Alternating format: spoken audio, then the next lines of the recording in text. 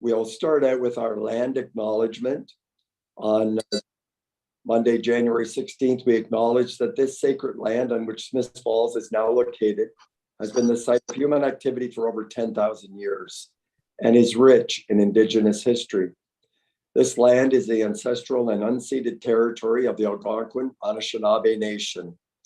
We're grateful to the Algonquin ancestors who cared for the land and water in order that we might meet here today. We're also grateful to the Algonquin people for their contribution in the making of the Rideau Canal, which runs through Smiths Falls. We're mindful of broken covenants and the need to reconcile with all our relations. Together, may we care for this land and each other, drawing on the strength of our mutual history of nation building through peace and friendship, being mindful of generations to come. I know we will make at least one amendment to the agenda, and we have an in-camera item, and with council's approval, committee approval, we'll move that to the end of the agenda and allow our guests and we'll get through most of the agenda before we go in camera. And I believe, Deputy Clerk Bennett, that you have another suggestion for amending the agenda. Yes, Mr. Chair. My understanding is that we have guests for the Confederation Bridge discussion. So I'm requesting that that item be moved up to item 8.2. And then the rest of the items be numbered respectively following 8.2. So it would be priority issue 8.2 would become 8.1. Sorry, Center Street Visioning would remain 8.1, and then we would add Confederation Bridge. Sorry. Yeah, 8.4 would go to 8.2. I got it. Great. Thank you. Thank you. Any other amendments to the agenda? Seeing none, may I have a motion to approve the agenda as amended? Moved by Councillor Miller, seconded by Councillor Quinn. All in favor? And that's carried. Thank you.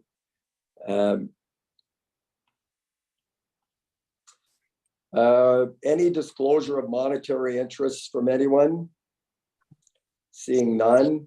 Of course, you can raise that at any time throughout the meeting. I don't believe we have any delegations. We have no adoption of minutes. And I believe there are no director's reports, given this is a special cow. CEO Morris, is that correct? That is correct. Thank you. No correspondence items. And as I mentioned, the in-camera item will come up at the end of the meeting. So we're moving right along. We're into 8.1, the Center Street Visioning and Design Report.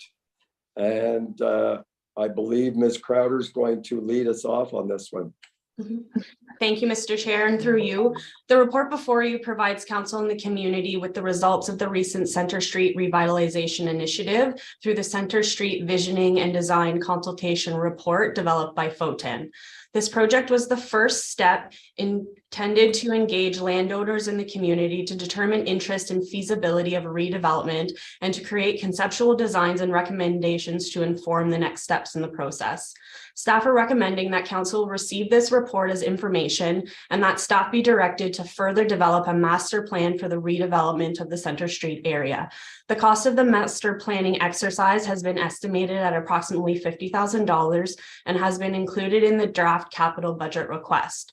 Staff believe a comprehensive master plan will allow the town to incorporate or combine many of the recommendations in one process, as well as better understand redevelopment constraints and opportunities, and further discussions with landowners, stakeholders, and staff to create actionable items and more fulsome design concepts to achieve an overall vision over the next 5 to 10 years. Tonight, to present the report and answer questions is Doug Fountain, Principal and Landscape Architect, and Hajani Padarats, Principal and Urban Design Lead. Not here, but should be mentioned, are the 3 other members of the FOTEN Planning and Design team who contributed to the project, being Evan Churan, Megan Blay, and Letisa Chapa. Before turning it over to FOTEN for their presentation, I'd like to thank the consultants, as well as council members, town staff, landowners, community stakeholders, and individual residents of Smiths Falls who took the time to review the materials, fill out the online survey, and participate in the design charrette session. The input from all parties was a crucial part of the project and informed the conception, visions, and the next steps being presented tonight. Doug and Hajani, I'll turn it over to you. Thank you, Julia. I'll just wait until Hajani is able to pull up the presentation.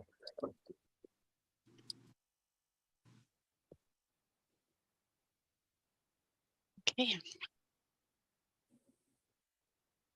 Thank you.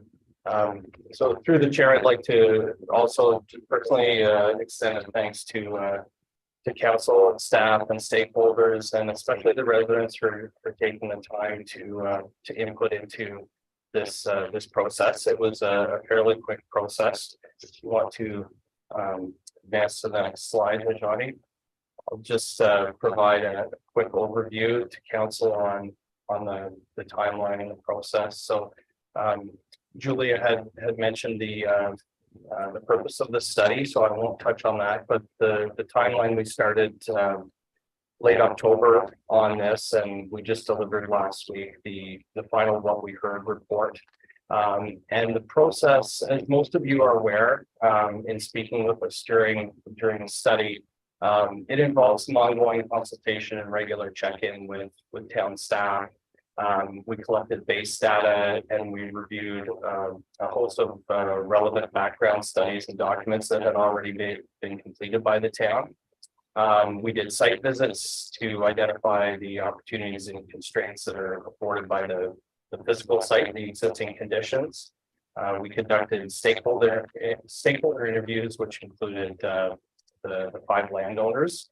Although there was 1 out of 5 that we were not able to connect with yet. There was an online survey to poll public opinion, and we were very pleased with the results. From our experience, the number of surveys that we received and the amount of time it took people to fill those out was very impressive. There was over 120, I believe, in total.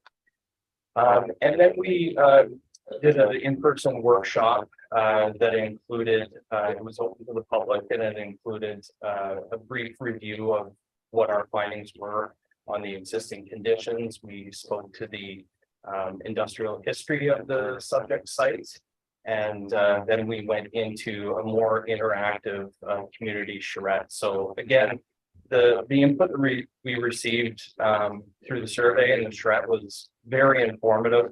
We were able to work very closely with a lot of members of the community. So thanks again to them for giving up their time to participate in that. From there, we were able to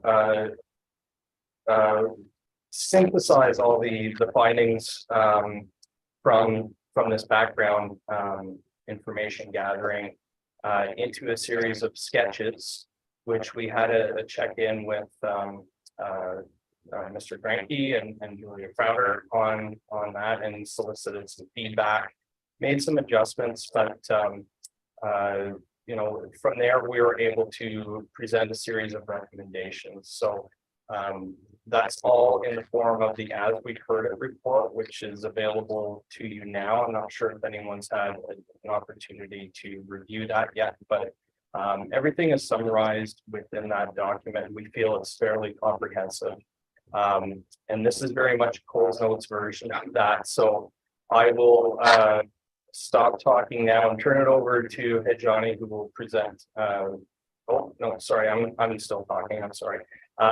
So the synthesis of, you know, the vision, we understood that, to paraphrase some of the desires that came out of the engagement exercise, we felt that the vision that was presented in the 2013 downtown waterfront integration master plan is still very much valid, even though much has changed in the last 10 years. There's still a desire to really connect with the waterfront. So that vision is stated again in the report. But I will just touch on some of the sort of 8 key themes and objectives, or big moves, if you will. One of them is to celebrate the past. We were certainly inspired and felt that there was a story to be told about the impactful presence of Frosted Wood Company and its operation for 115 odd years in Smith Falls. But there is very much likely to be an equally as interesting story of Indigenous settlement on this site that predates the relatively recent industrial pass and the construction of the canal. So that needs to be explored more and celebrated. We talked about taking back the waterfront and bringing it back into the public realm. That's not an uncommon desire of any community that has waterfront. There's plentiful opportunities to connect this space with walkable and cyclable connections. And I think it's important to consider not just the physical and practical mobility connections, but the visual connections to and into the site from the Rideau Canal, the river, and the Beckwith Street Bridge and Lower Reach Park across the river. Prioritize walkability was another common theme that rose to clarification. So that involves including appropriate infrastructure, sidewalks, gathering nodes, open spaces, but we believe that it should go beyond just addressing provision of infrastructure, but address the comfort of pedestrians. So consider things like barrier-free slopes, and even the scale of any new buildings that may get developed on the site and how they affect wind exposure and solar exposure and that sort of thing. Creating a year-round destination. So there's a lot of talk about having access to the water in the warm seasons, but residents felt that there needs to be a provision of an attraction that's really going to draw visitors and local residents down to the Center Street area. And some sort of year-round destination or feature will certainly improve the financial viability of any investment that the private or the town makes into the redevelopment of the site. The next slide, please, Johnny. So, there is a desire to create a unique experience on the site. When we were talking about retail, there's always talk of including unique boutiques and shops and cafes and restaurants, but we'd be remiss if we ignored the need for basic services. So residents feel that they are well served by the giant tiger that's there now, and I think there was a little bit of trepidation that would be they wouldn't have access to basic groceries or services if they live near or in the downtown core. So some sort of anchor tenant we felt was still a very valid consideration for any redevelopment or revitalization that happens here. Supporting tourism, retaining or redeveloping the hotel that's within the study area. That's a necessity that could continue to be supported by the private sector. The discussions with all the stakeholders indicated that there was a support for the town to remain a strong and cooperative partner with LeBoat, and the success of that partnership could easily be extended to complementary private investments in the local economy, and Johnny will speak to some of that and some of the concepts. Overall, though, with tourism, there was a feeling that the general public the public realm should take precedence at the water's edge, and there are some regulatory means which we would have to comply with in order to achieve that. So that speaks well to that objective. Again, improving connections. So this is an objective that's already a major consideration in your transportation master plan. And there was a consideration that came up. We were talking about reinstating there used to be a floating bridge that allowed workers from Frost and Wood to access the site from the Beckwith Street Bridge in a fast and efficient manner. So that is something that was on the table at the discussion during the 2013 study, and we feel that there's still some validity to that. The last point is kind of inherent in most new development work, and that's be sustainable. We felt that your residents are highly educated in sustainable development. They were throwing around terminology that we hear on the regular basis with respect to low impact development, and there was talk of green roofs and really just reducing the amount of pavement that's on the site currently. So and that's something that could be enforced through some sort of design guideline through a master plan exercise. But it's also, the town has a strong role to play in that and can seek to be a leader in that realm. So I will turn it over now to Johnny again to talk about the fun stuff. Thank you. Thank you, Doug. So as Doug mentioned, we're at this stage, we're kind of implementing what we've heard literally from the public and staff and stakeholders, and kind of trying to illustrate how these things could come together on a very high level conceptual way, and try to hide in, tie in all these different ideas and components that were raised. So overall, like a theme that came out is that the Center Street area should become a new center of activity, a hub in a way for the community and for really to support tourism and the community's enjoyment in general. Important feature of that is Center Street itself, and really trying to make sure that Center Street becomes and looks and feels like an actual public street rather than, back of house of buildings or parking lots. So in order to do that, you would be looking at implementing new development buildings they could be mixed use, but with ideally some retail active frontages on the ground floor, really to help activate and bring that vibrancy you would want.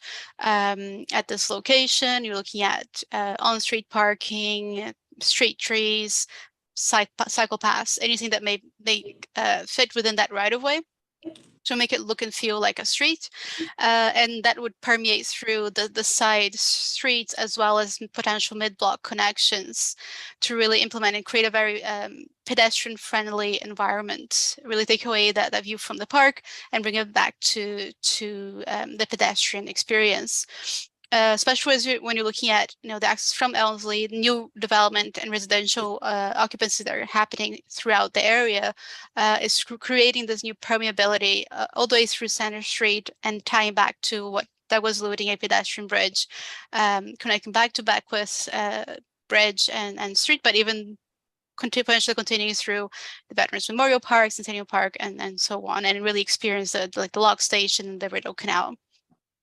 Another big theme was revitalizing and retaking the waterfront, making that into a public space. The need for more open spaces and public spaces within this area, not only through the summer, but throughout the year. So with that, some suggestions of creating new public plazas or hardscape surfaces that could be used sometimes for, say, a farmer's market or a Christmas market, or even an ice skating rink or mixed use active recreational facilities. So creating opportunities for those kind of uses, tying back to ideally to main connections that already exist through the site. Similar to creating potential a new public park that would allow people for resting areas to watch the sunset or just walk through a new multi-use path that ties back into your active transportation master plan. In terms of uses themselves, you can see there's potential for revisiting or even reconfiguring some of these parcels, but you will still see that tourism infrastructure that you would want to see, the presence of a hotel or commercial uses that would contribute and complement the boating industry and the tourism in general throughout this continuous boardwalk facility that you could allow boats to approach, or even smaller components and boats to occupy that space. Some discussions also on the Parks Canada parcel and how that could be reconfigured and reimagined, maybe implementing some visitor center or cultural activities within that site, creating a new boulevard, again, with active frontages, potential for canoe rentals or anything along those lines to, again, complement that tourism use, as well as tying a pedestrian active transportation connection back to Center Street, allowing people to go back and complete the loop. There's some opportunities for reconfiguration of this parcel to accommodate some of the, like boat storage and those warehouse uses that they already occupy within that site. So this ultimately creates or showing the potential for redevelopment of these areas. These are showing heights that are consistent with the current zoning for the area, but you know, looking for opportunities to also attract intensification and other uses to the site.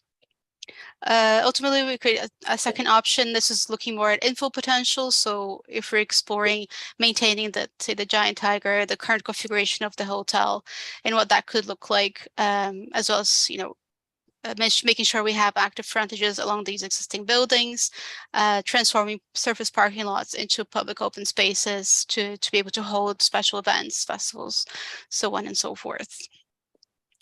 Ultimately, again, just a similar, a high level sketch of what that could look like within the general context.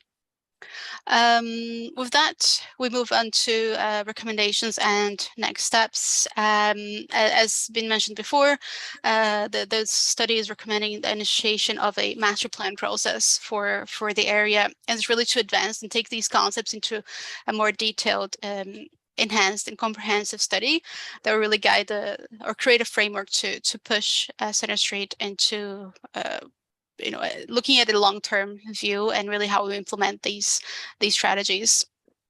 Another recommendation is the creation of a landowners group, also including considering Parks Canada, but the private owners of the lands, as well as the town who owns the public right of way. And the intent with that is to create a stronger in this group to enhance discussions, identify priorities, synergies, and actionable items that can really be pushing this project forward.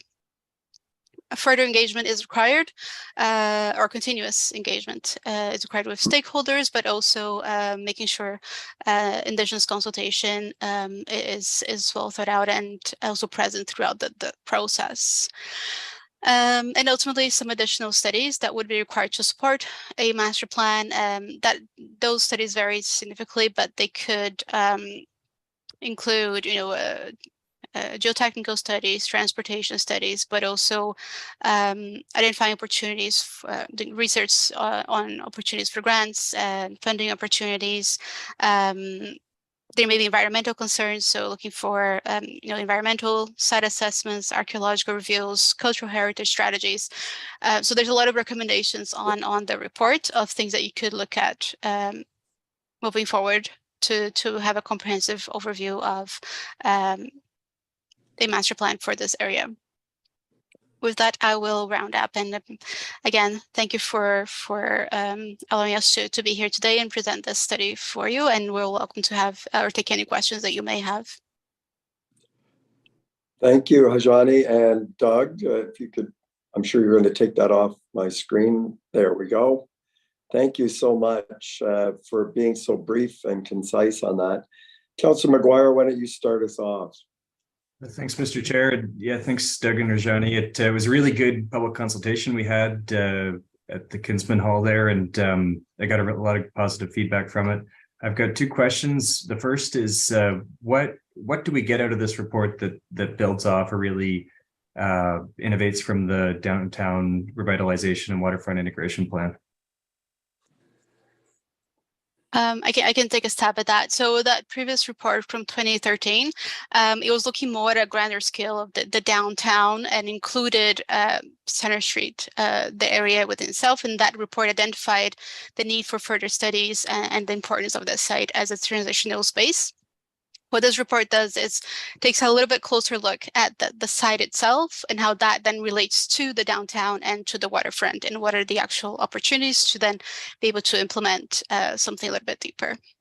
Great, thanks. And my second question is, what I'm having a hard time understanding the design and visioning report versus a master plan. I think I was expecting a little more design aspects in this report, and now we're being asked to make a spend on a master plan. And I just want to know what kind of what more is going to come into the master plan, or what the value of doing the design and visioning report was before the master plan, and how this is all going to come together to something at the end of the day.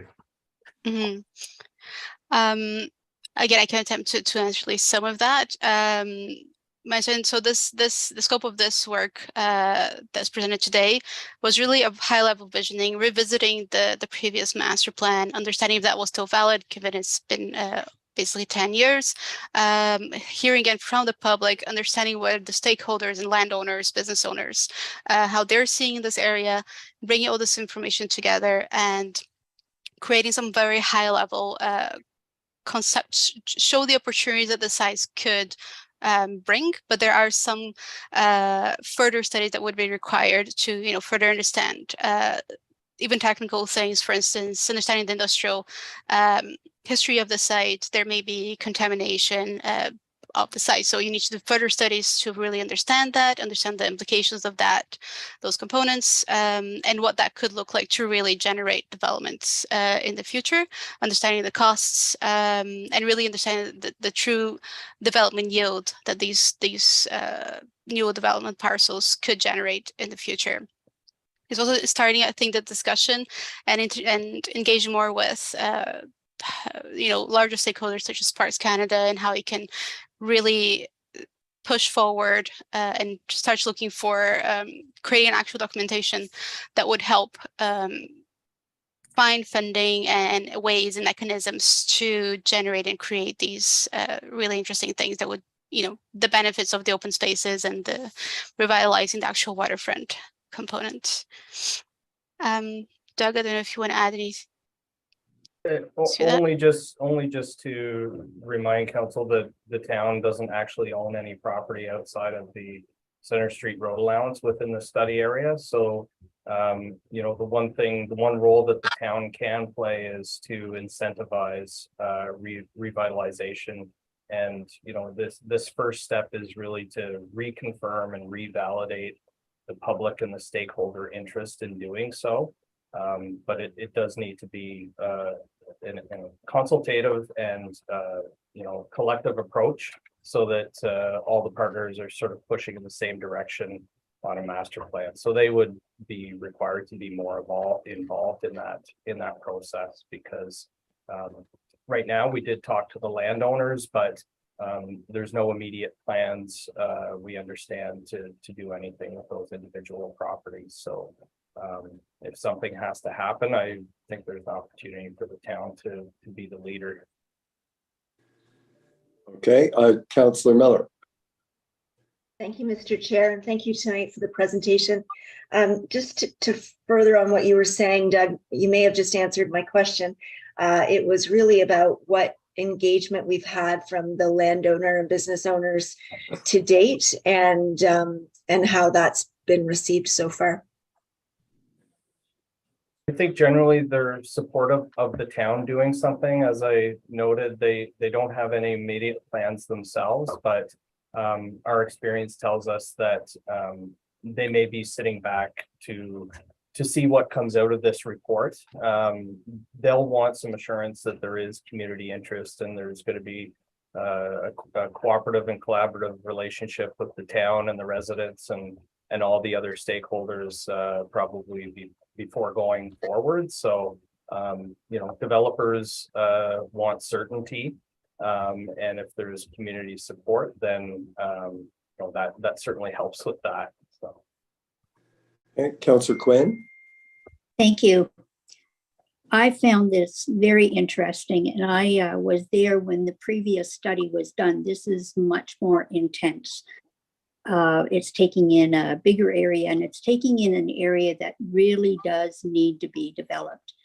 As people know, on Elmsley Street, we have Lapine Apartments going in there. That's about 130 residents. We have another development going in on Chambers Street. This area of town is certainly growing, and it needs to be beautified. It needs to be developed. And I think with the town getting in here and saying, yes, this is what we can see happening, then some of these property owners and stakeholders will hop on board. Like just at the night that we were at this meeting, one of the things that popped into my mind is that we need a grocery store in that particular area. So we have Giant Tiger, maybe they, with understanding what's going on, would say, wow, we could expand. We could become a bigger grocery store than what we are. So there's all kinds of things that could come out of this. I think it's very positive, and I'm quite looking forward to what else comes forward and what we can do with all of this property. Thank you. Thank you. Mayor Panko? Yeah, thanks for the presentation. It's really inspiring. And I think all of us would recognize this area of town does not serve the community the way we would love to see it serve the community. And it's probably the next great frontier that would enable us to truly enhance the quality of life in Smiths Falls and develop the economy of our community. So we have a broad vision, but obviously to go further, going further would enable us to have that more narrow vision, to have that foundation from which to build upon with potential partners, to have a vision and feasibility which would help lead to grant applications and funding support from other levels of government. And unless we make the next step, every move done to this point in time really has got us nowhere. So I'll one question, Julia, is just the budget figure for 2023 for the RFP. Yep. So it was estimated about $50,000 to do a more fulsome master planning exercise. We've consulted with other communities and other consultants to try and get that idea based on the size of and scope of that particular project, and it's about $50,000. So, in total, if we're looking at the cost of what we spent on this exercise, it was $25,000. An additional 50 would be 75,000. For an example, the one that was done in Orillia 10 years ago, that was $120,000 to $150,000 project, and it was very similar in scope, although the land size was much bigger. But it was a waterfront property that was looking to connect its downtown and redevelop and provide better sight lines to their waterfront. So very similar in scope. So I think the $50,000 ask is relative to the size of the property, but also what the costs are in terms of developing something like this. This will be a guiding document over the next 5 to 10 years to help the town understand, again, what those constraints and opportunities are going to be. Right now, we don't have a lot of information and we don't own most of the land. So a master planning exercise will also help inform the town what their role in this would be and what potential costs for the future might look like. If we're looking at doing public space and putting in infrastructure, what's the cost of that infrastructure going to be in order to create this vision? And that can only really be done through a master planning exercise that provides that solid vision, gives us the final design of what we want in order to do the costing for that future estimation. Thank you. Well, numerous communities have been down this road ahead of us, as Julie has outlined, and I've been to numerous places across Ontario and Canada and elsewhere in the world that have had old industrial waterfronts that have been turned into incredible people spaces. And I think the opportunity here is something we would not accomplish in this term of council, obviously, but I think we can lay a foundation which may lead to some future development that someday down the road will help enhance the quality of life here. So I guess the first one, I'll support the recommendation. I think it's important for us to take that next step in order to potentially see what this could be in the future. Councillor McGuire? You've muted yourself, Councillor McGuire. So there we go. Thanks, Mr. Chair. So yeah, I think it's really good to see this report affirming everything that was in the downtown revitalization and waterfront integration plan. I think for me personally, a lot of the concept designs in the waterfront plan just helped me picture that vision a little bit deeper than the high level stuff we got tonight. I'm uncomfortable supporting the master plan until we have buy-in from either Parks Canada or the private landowners in this area, because as much as we can do all these plannings and come up with these visions, we don't own very much land down there outside of the public right of ways. So if there's no intent from the private sector to invest in this area, there's nothing from Parks Canada to make an effort down there. I don't know that another plan is what's going to be the thing that pushes it over the limit. I really want to see this area developed, but I want to be realistic about what the opportunity is. I'm not sure. More public engagement and more planning. I just don't know what we're going to get out of it at the end of the day. So until I have a better idea of that, I'm not comfortable putting it in pre-budget approval. Okay, and that's not what we're being asked for tonight, by the way. We're just being asked to receive this for information. And when we get into the budget, that item will be up for discussion on the master plan for sure. Okay, so tonight, Mr. Chair, and that council directs staff to further develop a master plan for the Center Street area. Does that imply pre-budget approval, or is that? I didn't take it that way, but I'll turn to CEO Morris or Ms. Crowder. I viewed it. I think it said to start to prepare the RFP and things like that. But CEO Morris, do you have any comment on that?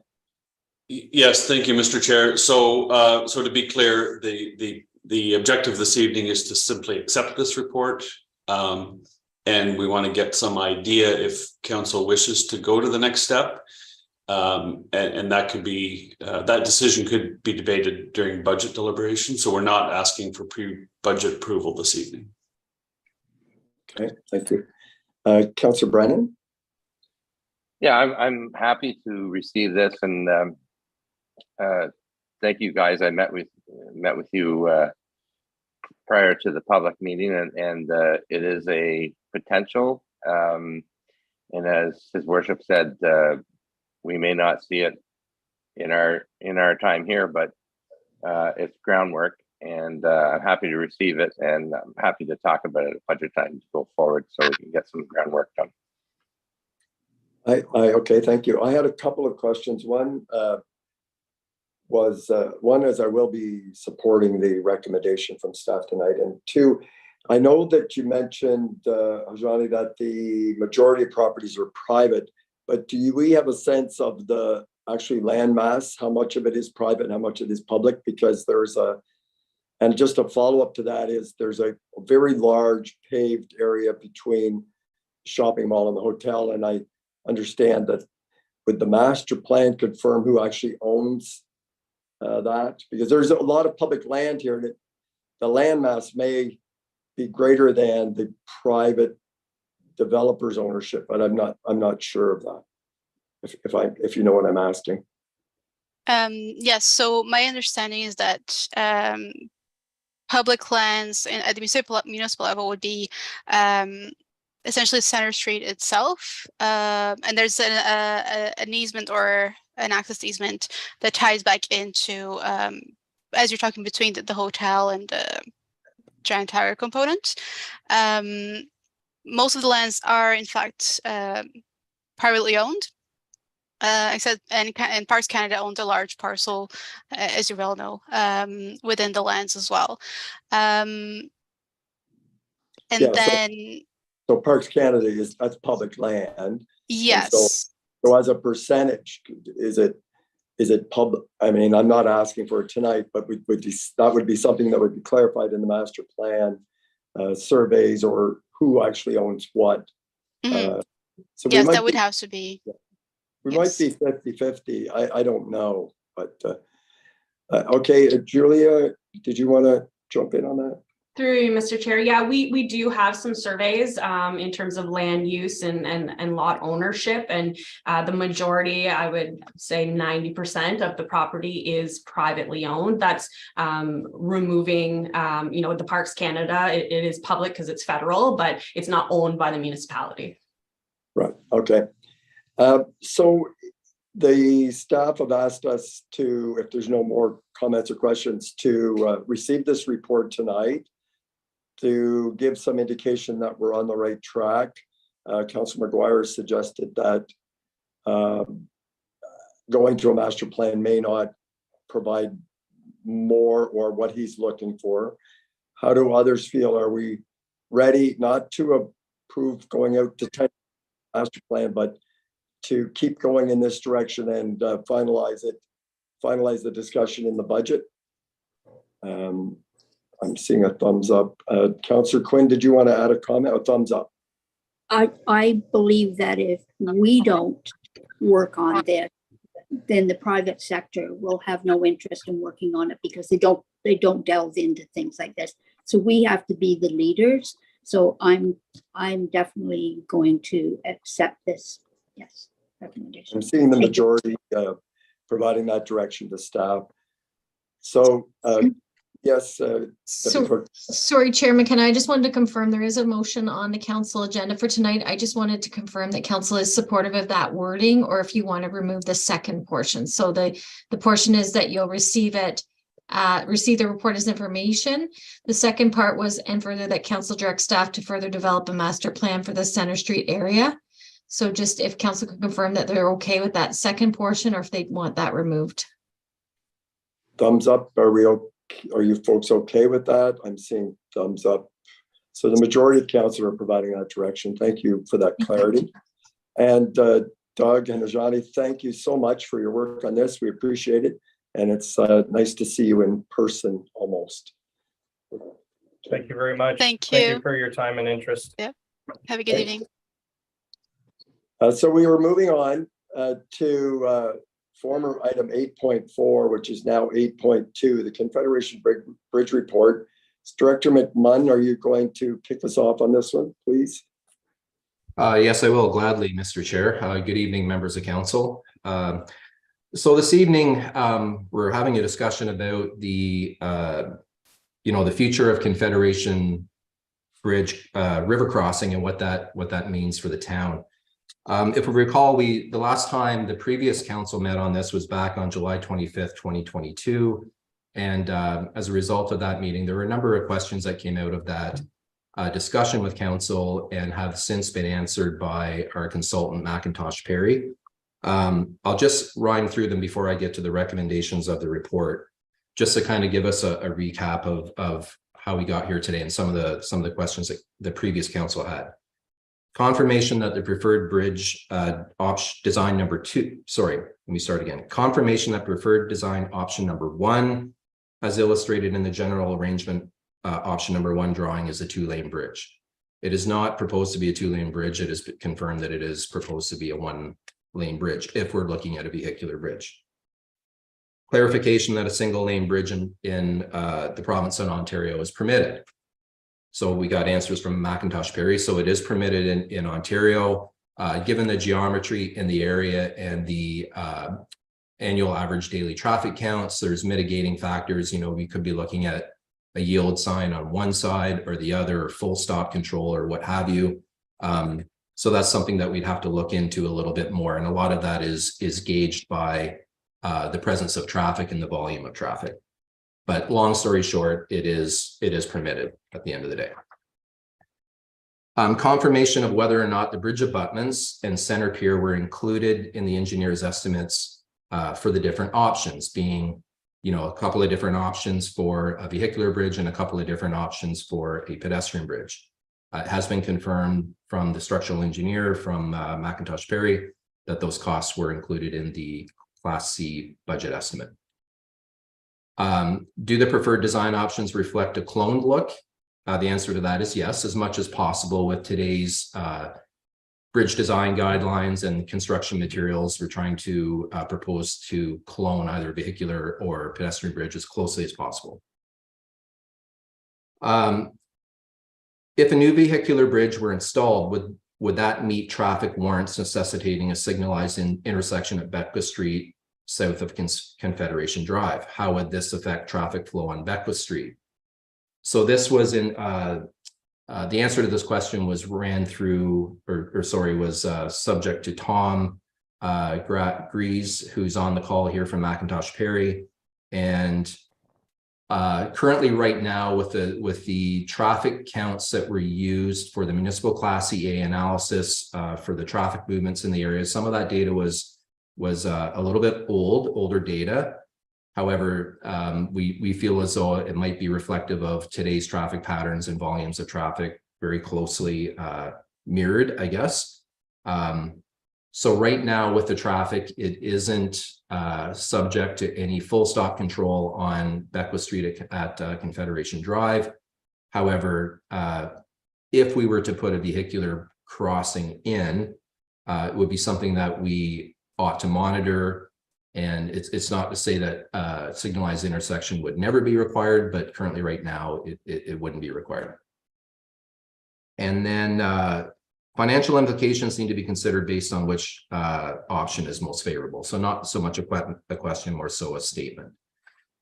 So I had drafted a report to bring to committee back on August 22nd of 2022. And with the municipal election just around the corner, CAO Morris did kind of survey the previous council members to see if there was an appetite to push this forward. And the general consensus at the time was to stick a pin in it. Let's revisit this with the new council after the inaugural meeting, and here we are today.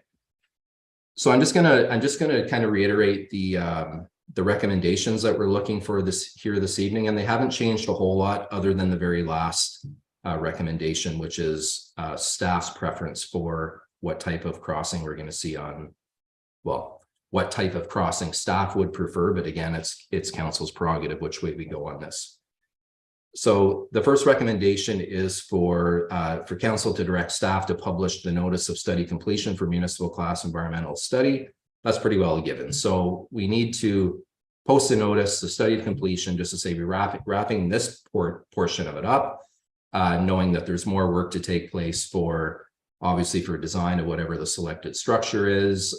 There's still some works that McIntosh Perry would do in consultation with Parks Canada based on what council decides to do here this evening. But the long and the short of it is we're looking to publish that notice of study completion. The council endorsed preferred alternative number 4, which is the replacement of the Confederation Drive River crossing with a new vehicular and or pedestrian bridge under the municipal class environmental study. So the preferred alternative number 4 basically speaks to, we're not looking at repurposing the existing bridge. We're not looking at rehabilitation. We're not looking at not putting a crossing in. We're looking at either a vehicular crossing with a pedestrian component, cantilevered sidewalk, if you will, and or solely a pedestrian crossing to promote active transportation in the area.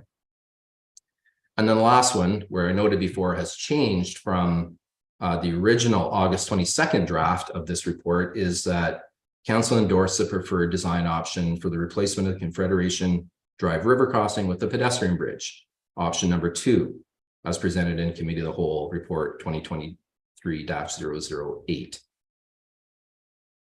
Staff felt that with the work that's been done with the municipal class EA, coupled with the possibility of the redevelopment of the former water treatment plant site on Old Mill Road, plus when we went back and we kind of reflected on a number of the policy documents that we have that have been adopted by previous council, the largest one, and it was a great segue, the last conversation about the redevelopment of Center Street.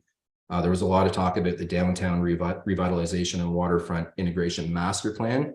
That's a big mouthful, but there is a number of supporting text within that document that does lend itself well to this particular river crossing being a pedestrian crossing, and seeing the repurposing, the revitalization of Centennial Park to promote more active transportation, have it be a little bit more of a passive area, and not to continue to introduce traffic into the area.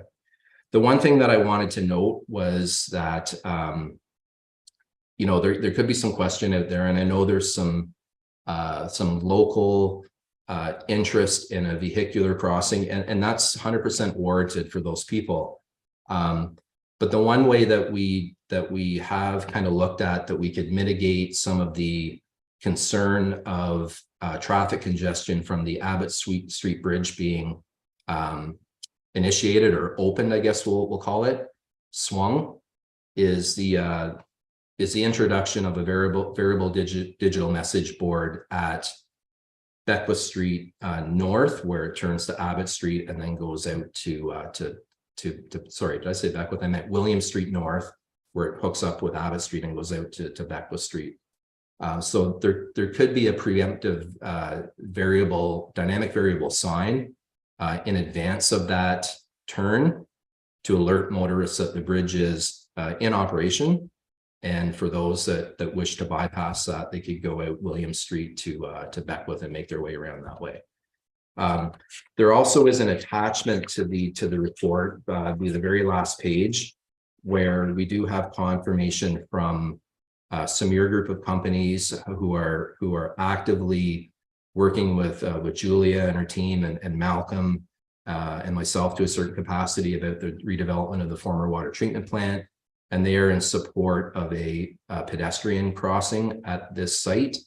So I just wanted to note that there's a lot of work obviously to be done with their proposal. It's very much in from what I understand, in the early design stages, and there is some timing around when they have to come back to council with their conceptual plan for moving that project forward. So with that, I do have the team from McIntosh Perry, Lisa Marshall, who's been project managing this project from the consultant side, as well as Tom Grice, who's a traffic engineer, and then Ghassan Zanzul, who's the structural engineer that's been working on this assignment. So through the chair, happy to take any questions, and between myself and the McIntosh Perry team, we'll do our best to answer them. Thank you, Director McMahon.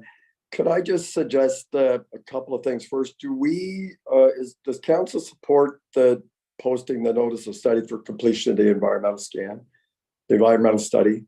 Is there any objections to doing that? Thank you. So that's done. Does council endorse that they want to see a crossing, either a pedestrian and or a vehicular pedestrian bridge there? Does council support that notion? Okay. It sounds like there's going to be a lot of questions. So just on that one, it just means we aren't making a decision, just a no bridge, or yes, some kind of a bridge, either pedestrian and or do you support that? Okay. So now I will ask if there are questions on the report, because we know where the next decision point is and the discussion we're about to have. So I'll just ask if there's any questions for Director McMahon or the team. And so Councillor Miller will start us off, and then Councillor McGuire. Thank you, and thank you, Director McMahon. That report was really thorough and helpful. It did leave me with one question. Could you speak to the difference between option 2 and 4, a 2-span versus single span? What does that mean? Ghassan, I'll throw that to you if you could speak to it from a structural standpoint.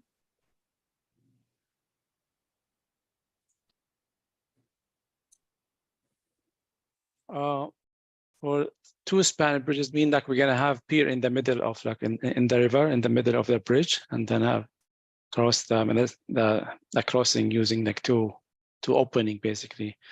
For the single span, we will not have pier in the middle. That will be removed, and we'll have only one long bridge basically spanning between the two banks.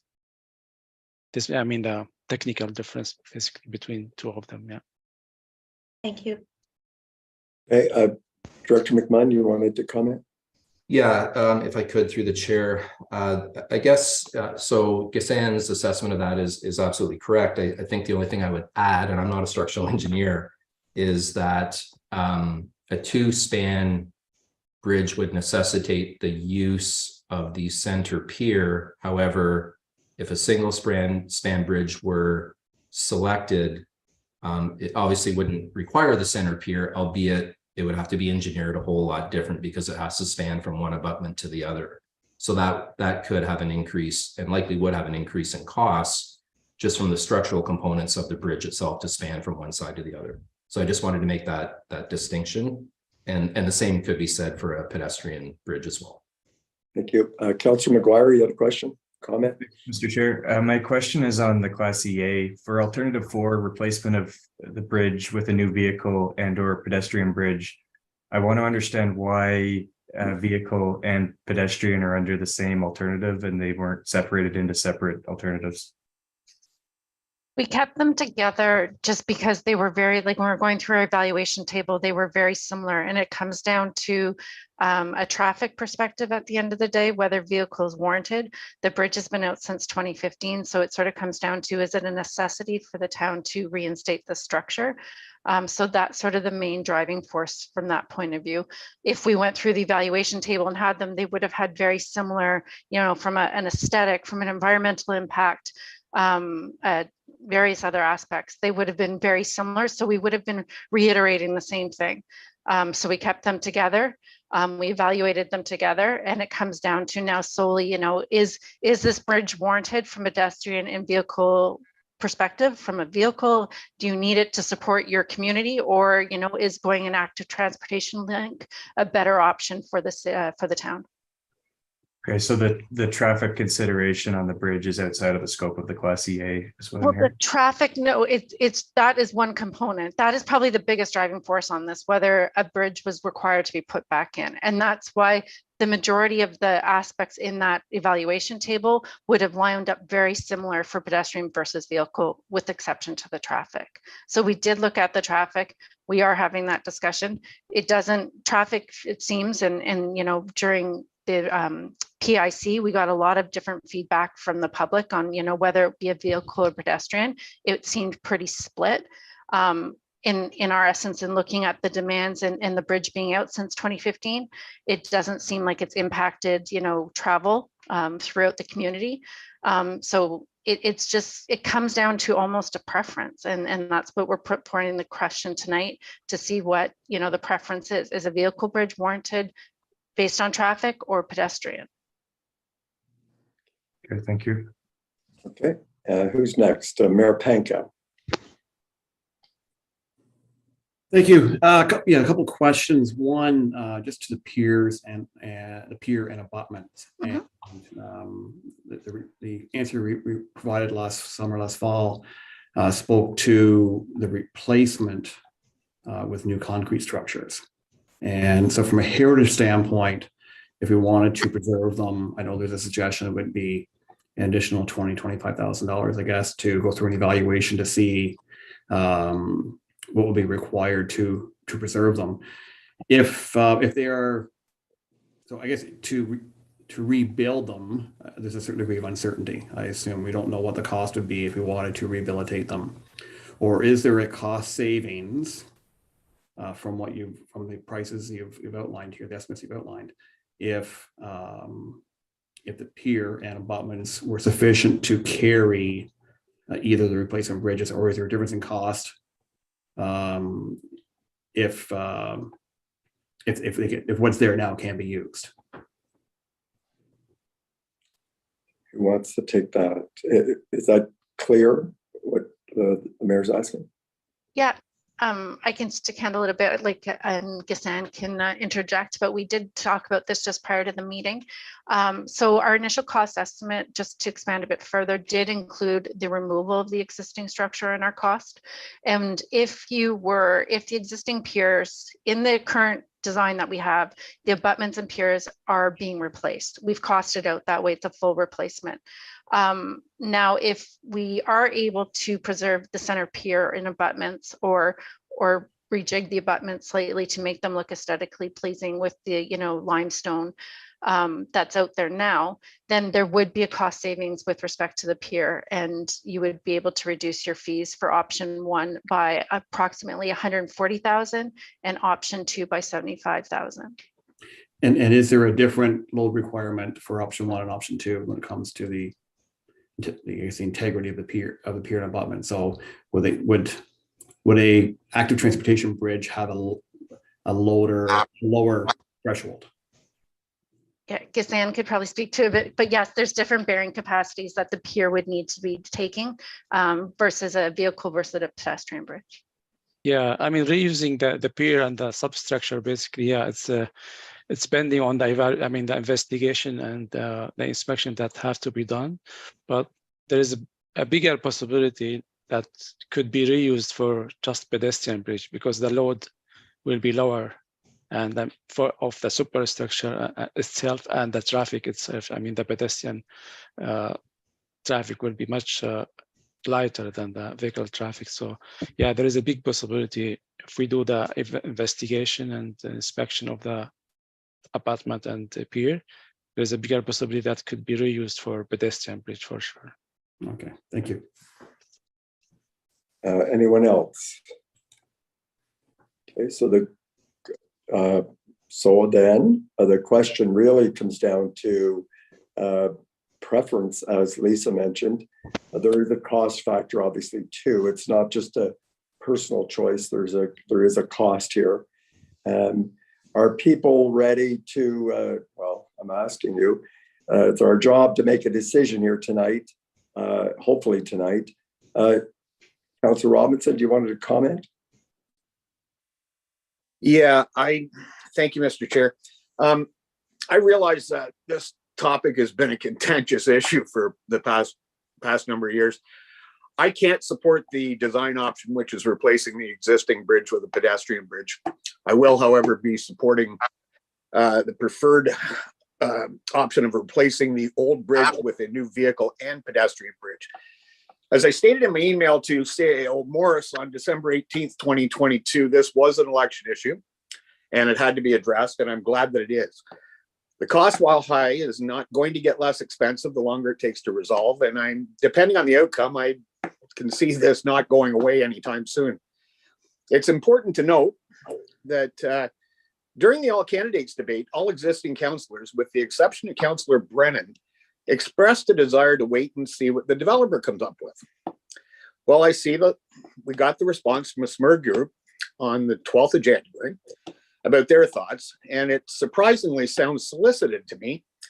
The line which states in part that the closure of the bridge would result in less traffic, making it a more desirable location for businesses, is laughable to say the least, and businesses rely on traffic to succeed. Longer we wait, more expensive it becomes.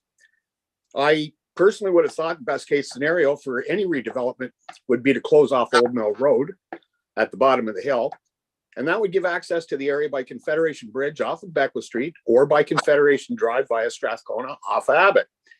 Now, I see in the waterfront plan, if Park Street were to be extended as it is in the master plan, then access would be by Park Street, not Confederation Drive. We can't maintain the historic aspect of the bridge because that would be the most expensive option, because to be a true clone, it would be required to be hot riveted and most likely by hand and on site. So the best option, although it would no longer be a historic bridge, would be to have an exact replica made using modern technology and materials. We don't need a modern style structure next to a World Heritage site. And what I'm proposing is that we start the tender and construction process as soon as possible for an exact replica. So I guess I'm asking for council support, as we already have the public support for this. Thank you. Thank you, Councillor Robinson. So we have one clear view or vote in favor of the option of a pedestrian and vehicular bridge. I'm assuming single lane. That's what we're. Yep. And a replica of that. Thank you. That's very clear. Councillor Quinn. Thank you. I am quite in support with what Stephen has had to say. The people in the town of Smith Falls have spoke, as far as I'm concerned, loud and clear, that they would like the bridge back there. One lane vehicle, walking, safe walking, have it something that really is very eye-catching, so as we're driving into town, new people are driving into town, coming to visit, whatever, there's something there that says, wow, what is that?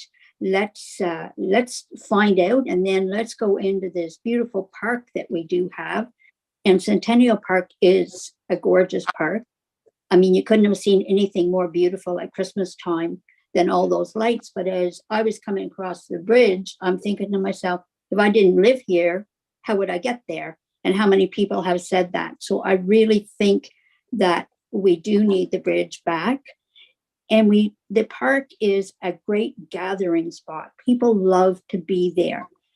So let's use it. Look at Brockville, Blockhouse Island. There's many, many, many people use that. And there is vehicle traffic, there's walking traffic, and there's boaters down in there. And it all works together very safely. So to me, this is what we need.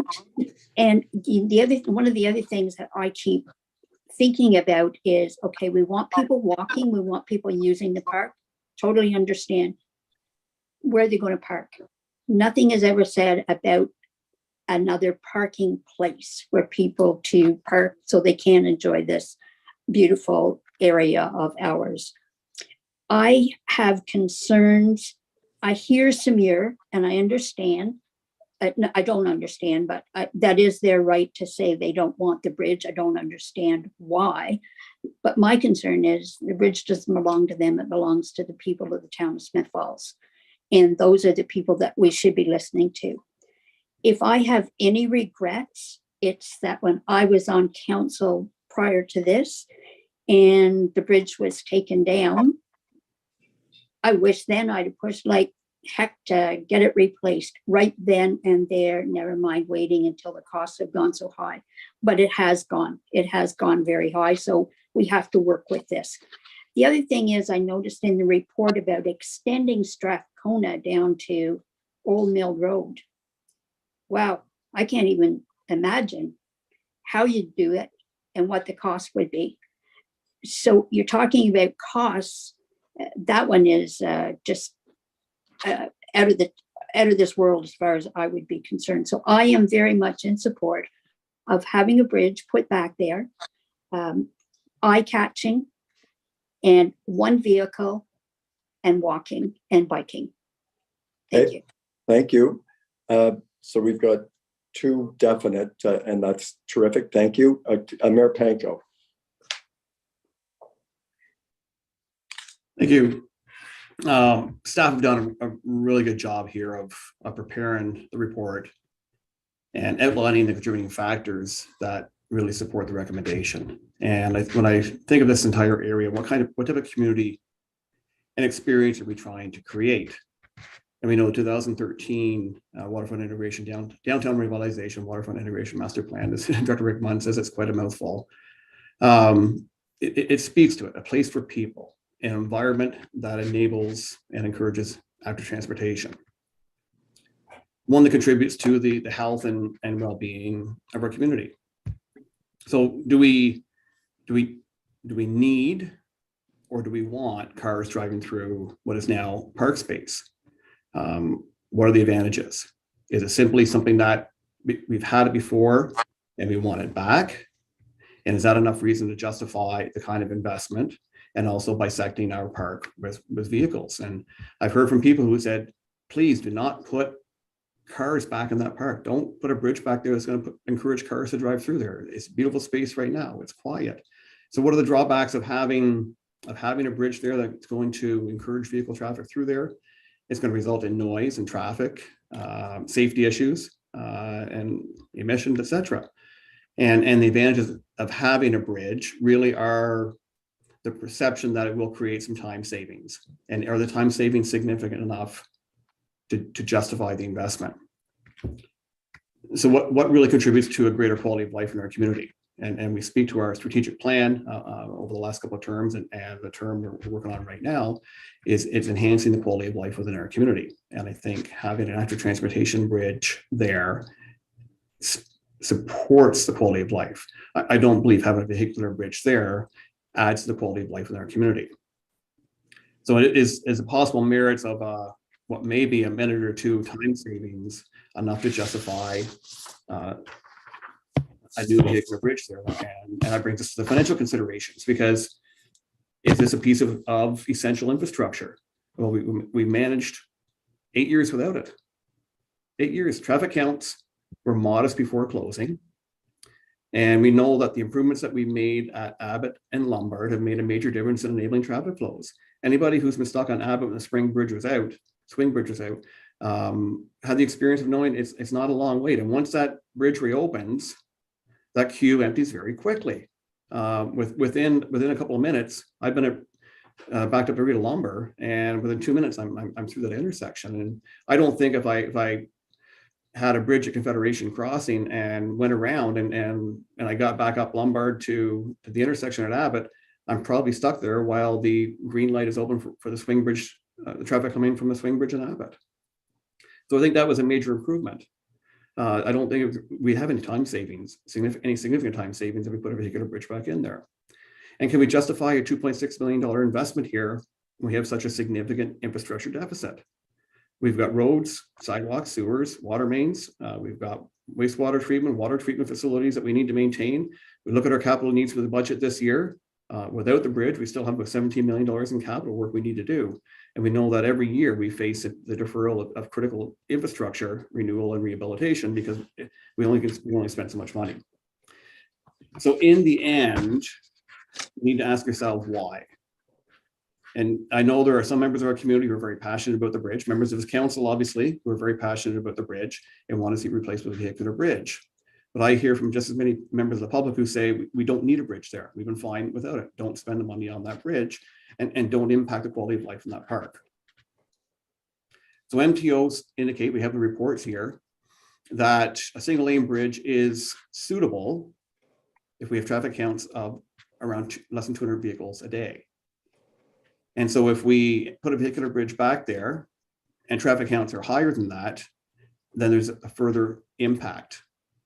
We may have to add additional features there. Not so we wouldn't go to a 2-lane bridge, but traffic control features. And that could also lead eventually to the need for signalization at Beckwith and Confederation Drive, which would then impact traffic flows coming across the Beckwith Street Bridge as well. So when it comes down to it, there's just, in my mind, and the feedback I hear from the community, there's no justification for spending $2.6 million on this bridge. And we know that there is an opportunity for an active transportation grant through the federal government, which could significantly mitigate up to 60% of the cost of this bridge if we're successful with a grant application. That significantly reduces that cost. And our staff have looked for opportunities for funding for a replacement vehicular bridge. And I don't believe, in my experience in ministerial delegations and speaking to colleagues across the province, other municipalities have had to close bridges, and there's no funding out there to support the replacement of bridges which are not considered essential. And we received funding years ago to rehabilitate the Stone Arch Bridge because we have 20,000 vehicles a year crossing that bridge. There's no funding out there for a bridge that has maybe 200 to 300 or 400 vehicles a day. So I will support the recommendation of the replacement with an active transportation bridge. Thank you. And I did see your hand, Councillor Quinn. I just want to make sure everybody has a first chance before I go back to the second. So Councillor McGuire, you're up next. Thanks, Mr. Chair. I wish I would have got my hand up before Mayor Panko because I agree with everything you said, and I don't think I can reword it as well, so I won't try. But when I look at this, we've been talking about this for years now. And I look back to why was this bridge put up in the first place?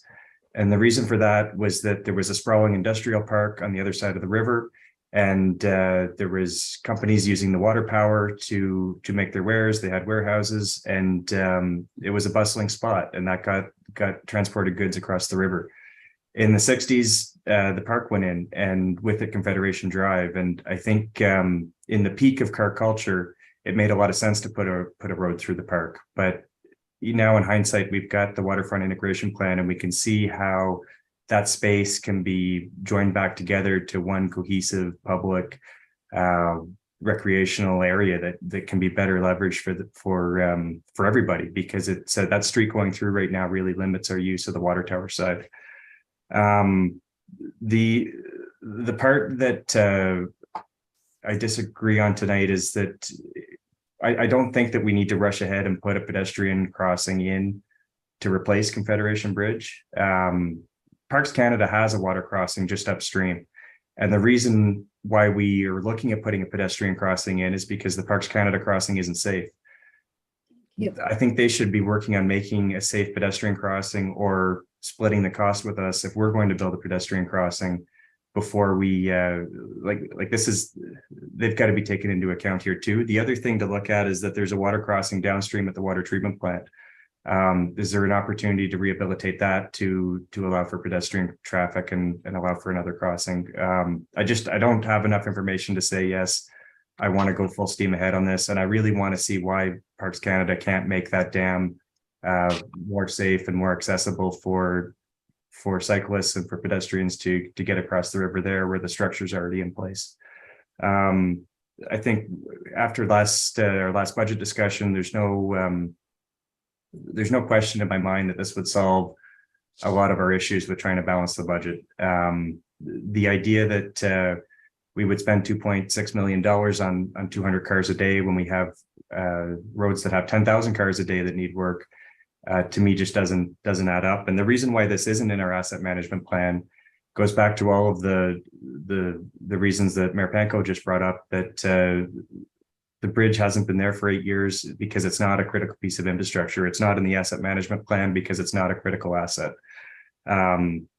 The turn lane on Abbott Street has been a huge improvement on moving traffic after the bridge reopens in the summer. And I don't want to see people rushing through the park trying to save a minute or two as they speed across town, trying to get across the lights. So I would support taking the bridge down, cleaning up the area, and having a serious conversation with Parks Canada about how we could collaborate on making their existing crossing safer and more accessible for pedestrians and cyclists. Thank you. Councillor Miller. Thank you.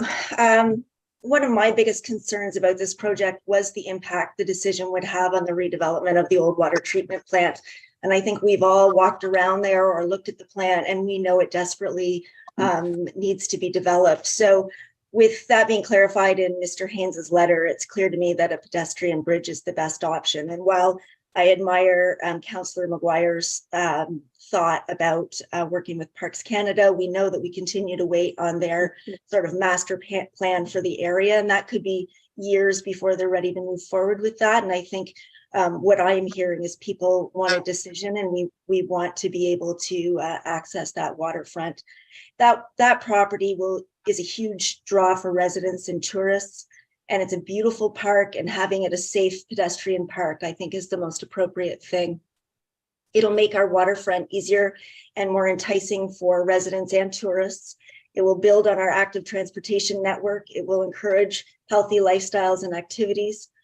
From a practical point of view, as Mayor Panko said, it's a lesser cost.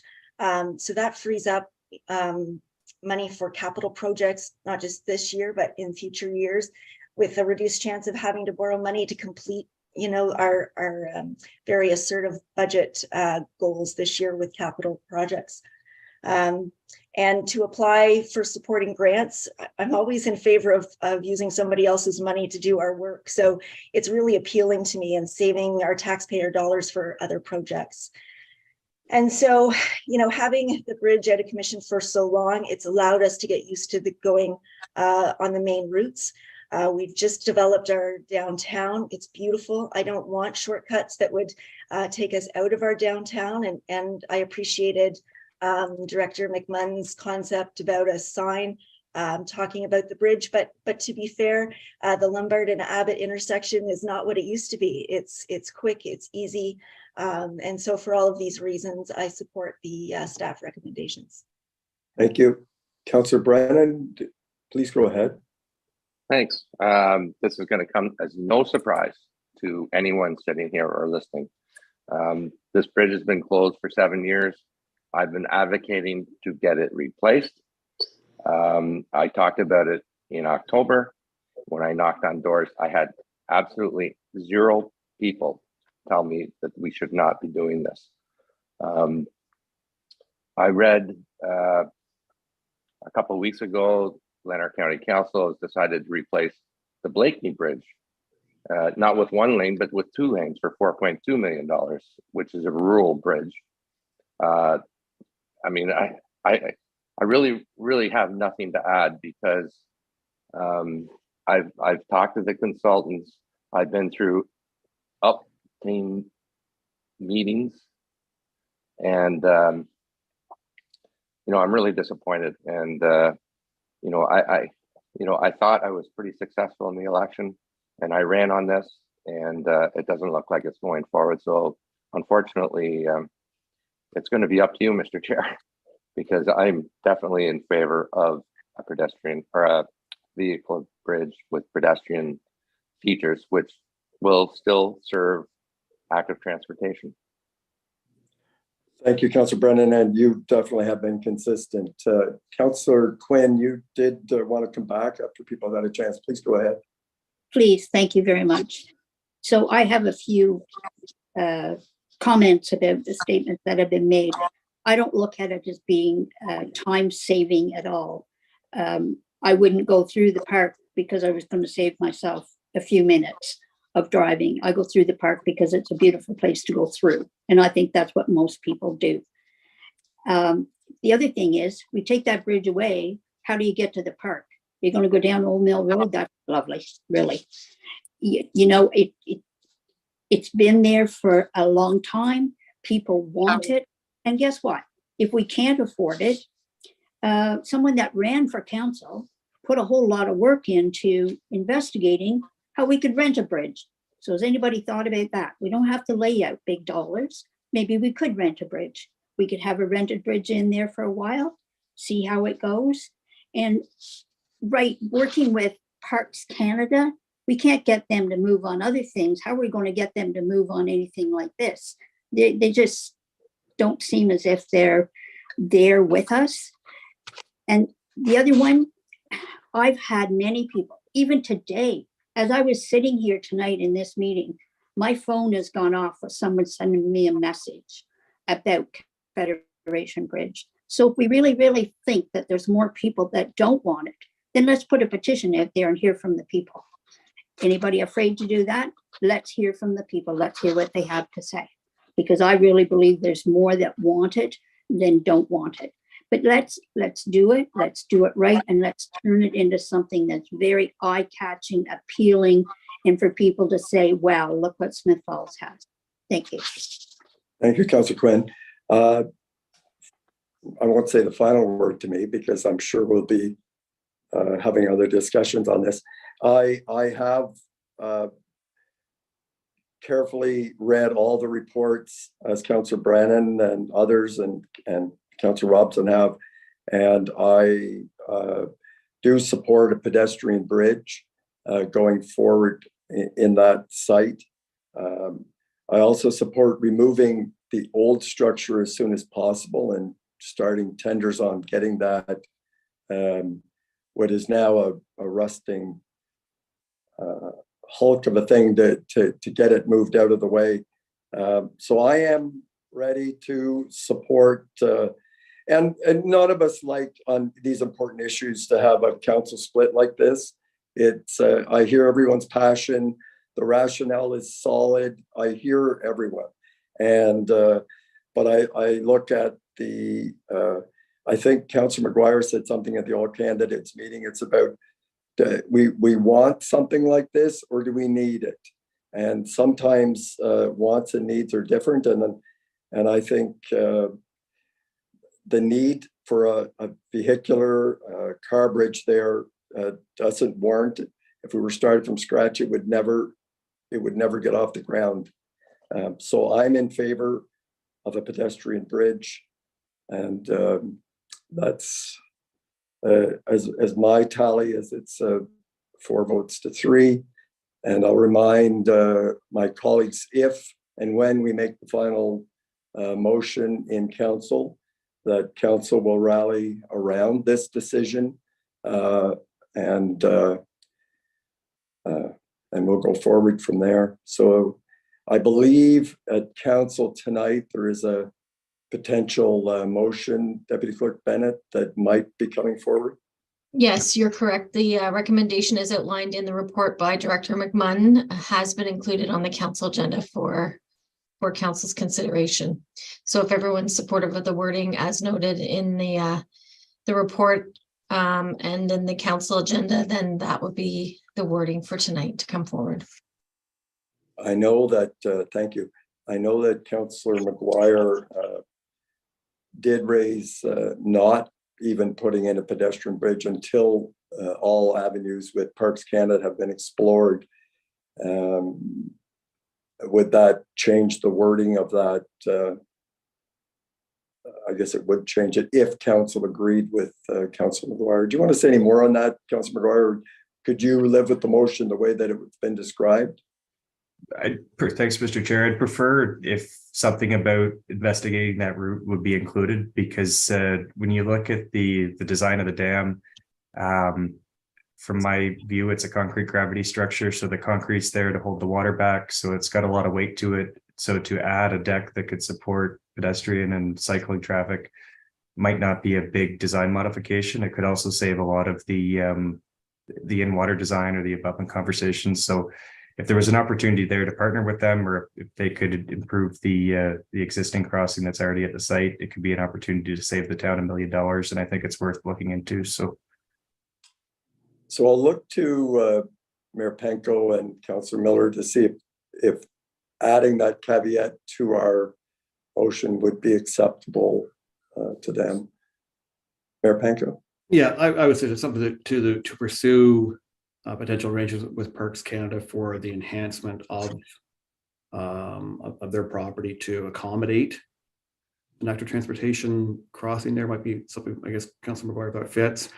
And I think also that we will request staff apply for funding through, I can't remember the name of the grant program, but the active transportation grant that would be suitable for this as well. I would like to have that in the resolution. I think it's probably a given, but I'd like to have that to be part of it. Councilor Miller, would you be amenable to that modification? So that, just to clarify, Mr. Chair, that would be an additional comment on top of the existing motion. So we would incorporate the two. As I understood it, with the motion would go forward as is with these additional comments, and we'll pursue with Parks Canada as per what the mayor suggested, opportunities and grant opportunities. I support that. Before we do that, Director McMahon, do you have any comment on that, those caveats being added? No, not at this point, Mr. Chair. Okay. Staff, you have your direction.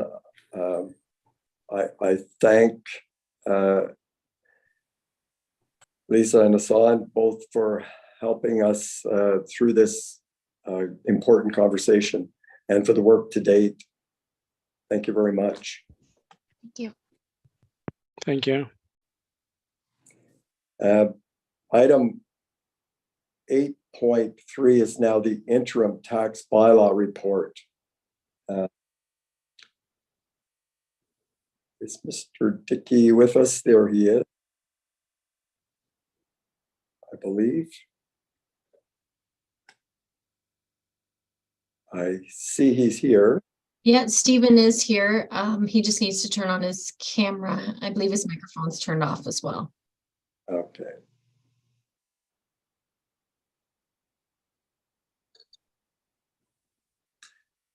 Even if you turn your microphone off, Stephen, and if you want to speak to this, that would be great. Or turn your microphone on, I should say. Turn your mute off. He may be having problems there, Mr. Chair. I'll see if I can find out. I know, C.O. Morris, this is a pretty straightforward. Would you, if you joined us, could you just give us the, we have the report on it. Sure. So thank you, Mr. Chair. So this is a routine approval that we get so that we can, it's for cash flow purposes, so that we can issue tax bills based on 50% of the 2022 final bills. The Municipal Act allows us to do so. So our recommendation is that council approve it so we can get tax bills out, get some cash flowing. And then, of course, once council approves the budget and the new tax rate, we will reconcile it on a subsequent billing period. Any questions or comments? There's support for this. I'm seeing thumbs up around the table. Thank you. And our new 8 point, well, I won't give you the numbers, the council appointments. This was deferred from January the 9th. Director Costello. Thank you. So this was previously discussed December 12th, where we made various appointments of council members to our various boards and commissions and task force. It was deferred from our last committee of the whole as Councillor Quinn was absent. So there are still some areas where we do require a council representative.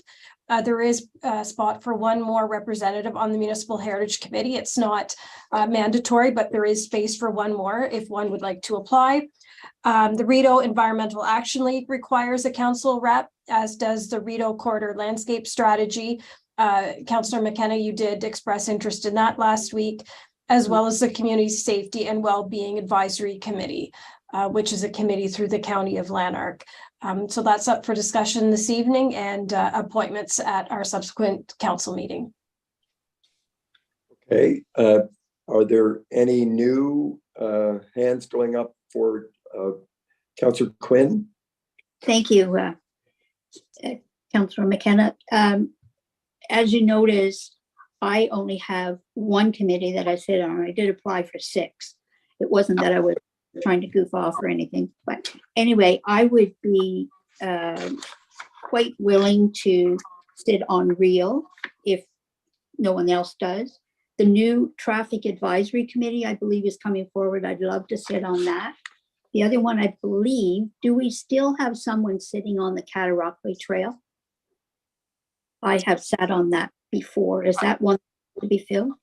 I think it was removed early on or later on in 2022, if I'm not mistaken. Okay. But I would definitely be interested in Traffic Advisory and REAL if that helps the situation. REAL and the Transportation Advisory, I think, is coming forward for discussion in the very near future. The new terms of reference, yeah. Okay. So REAL, going once, going twice. Thank you, Councillor Quinn. And we know you're trying to slack off for sure. So that leaves the Community Safety and Wellbeing Committee. Their terms of reference were circulated last week. We had a presentation at county. The big goal this coming year is to update their plan and come up with a strategic plan. So they normally meet about 4 times a year. They may have a couple of extra because they're working on that plan. If I don't see any hands going up,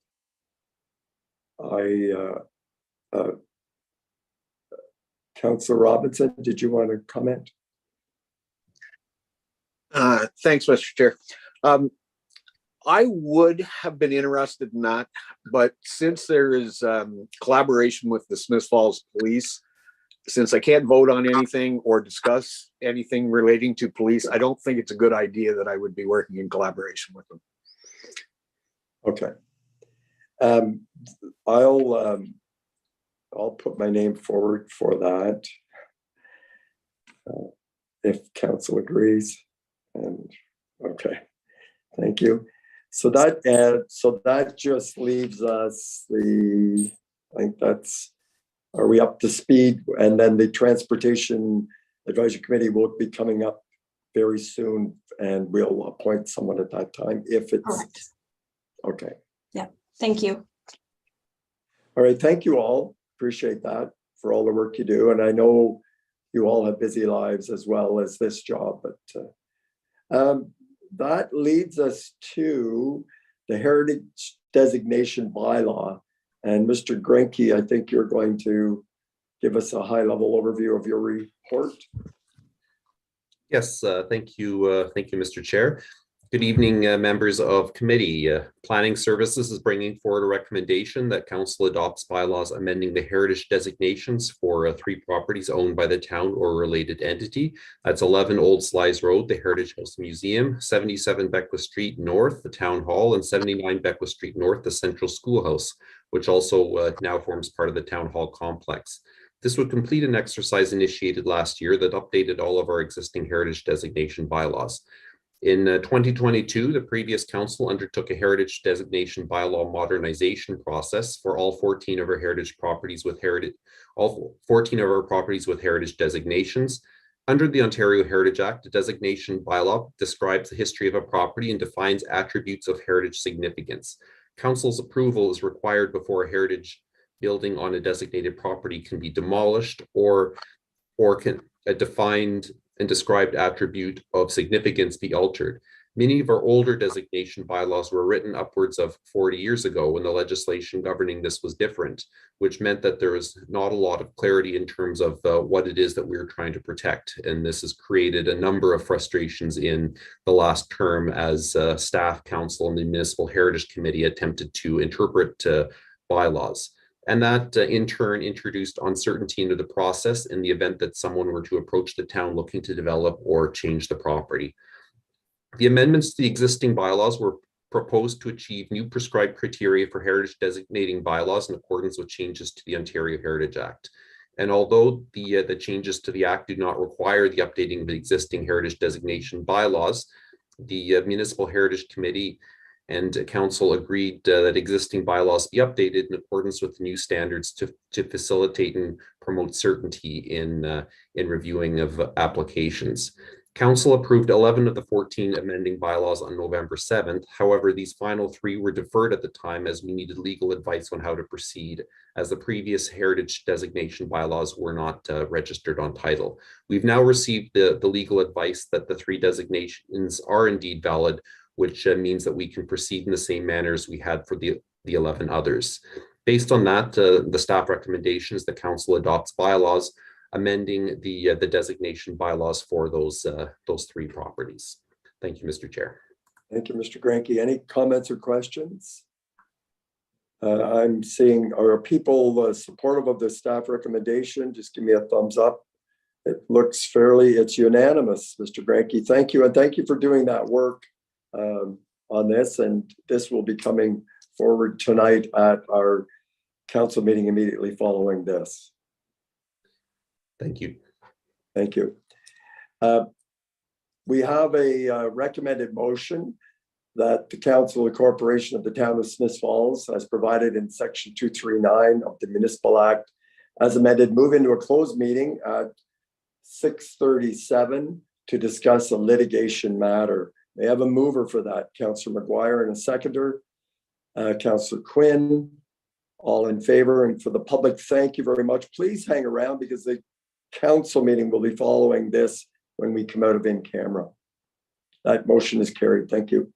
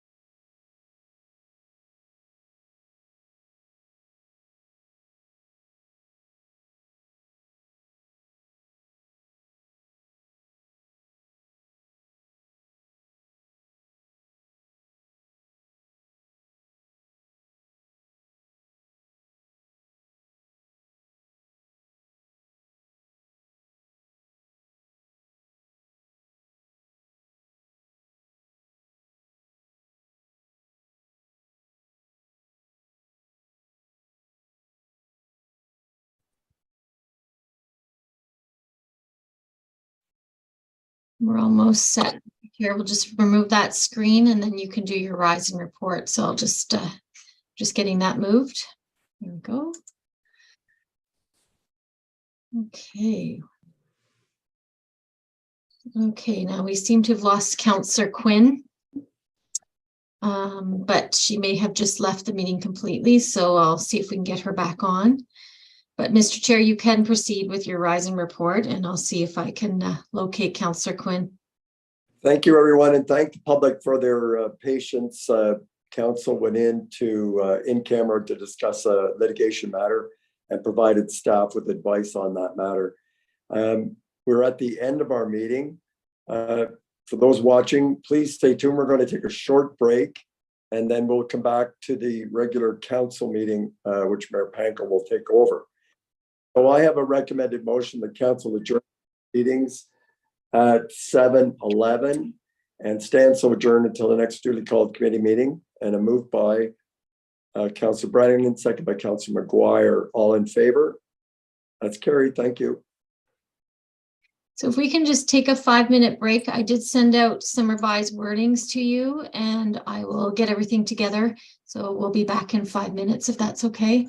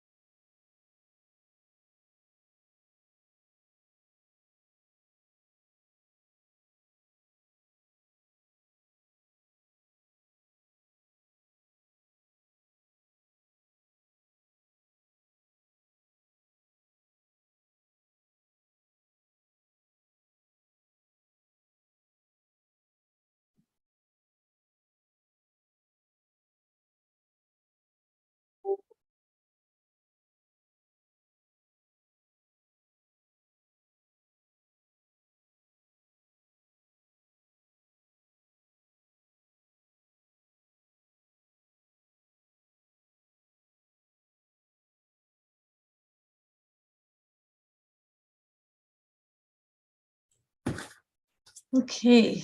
Okay. I think we have most people back. I'm just looking for Councillor Miller, Brennan and McGuire.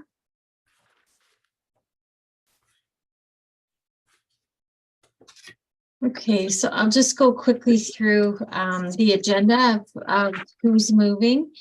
You'll note the first one that we need to put a mover with is 7.4. And I don't see Councillor Brennan back on, but Councillor Brennan, I have him down to move 7.4. Sorry, Oh, there he is. 7.4. That's the interim tax bylaw. Yeah. So that'll be with Councillor Brennan. Jay, do you have a seconder? I'll do it. Stephen?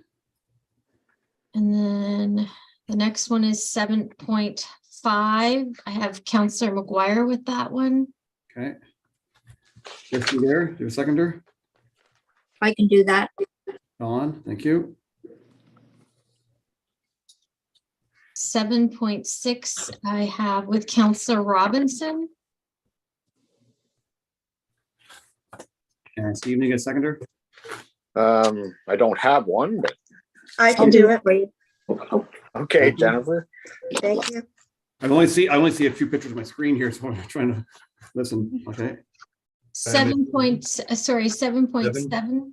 7.5 and 7.6 are the same, unless I'm missing something. There's actually two bylaws that have to be amended, so we had to do those separately. Oh, okay, So, sorry. yeah, that's why.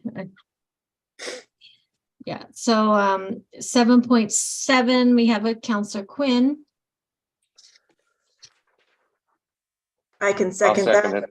Oh, or sorry, Jay. Jennifer can. No, No, whatever. whatever. Which one is it, Jay? Dawn, your seconder? Jay? Jay, okay, thank you. Okay.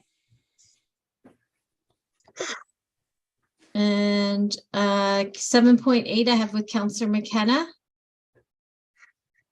And I'll need a seconder. I'll do it, Peter. Thank you. Stephen? Steve? Yep.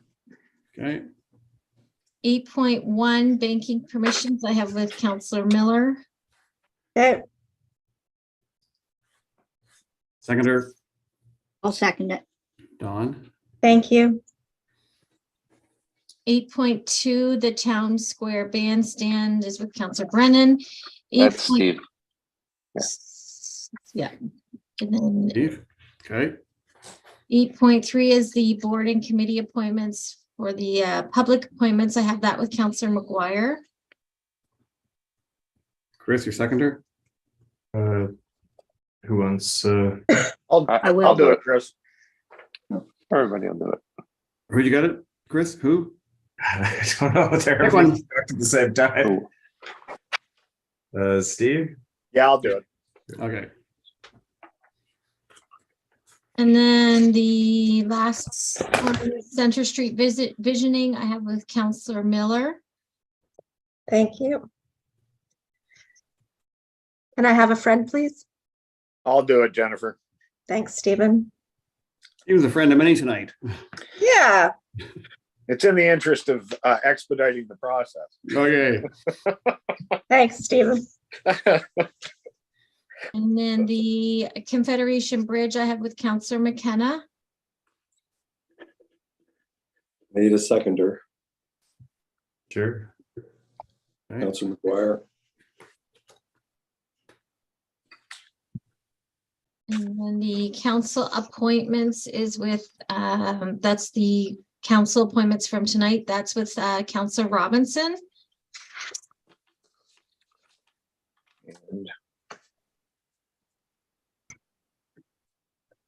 Do you your seconder? No, I don't have one. I will. Thanks, Don. Okay, And then the last one is the adjournment. I have that with Councillor Quinn, and she requires a seconder as well. I'll help I'll you. second it. Okay, Jay can. should be no hesitation there. Let's go 10 o'clock tonight, so we'll all be eager to. Yeah, well, Great. So Jay, just, oh, sorry. no, go ahead, Nadine. Sorry, just to confirm those two things, I was just gonna mention, so just back to what Councillor McGuire stated, there are 7.5 and 7.6 both relate to the Heritage House property, but there's two different bylaws that need to be amended. So they had to be brought forward separately. So that's why that is, that's on the agenda twice. Anything to say for the discussion on each one to distinguish them, or? I can pull Mary's report. I know that, hang on, I can pull that for you.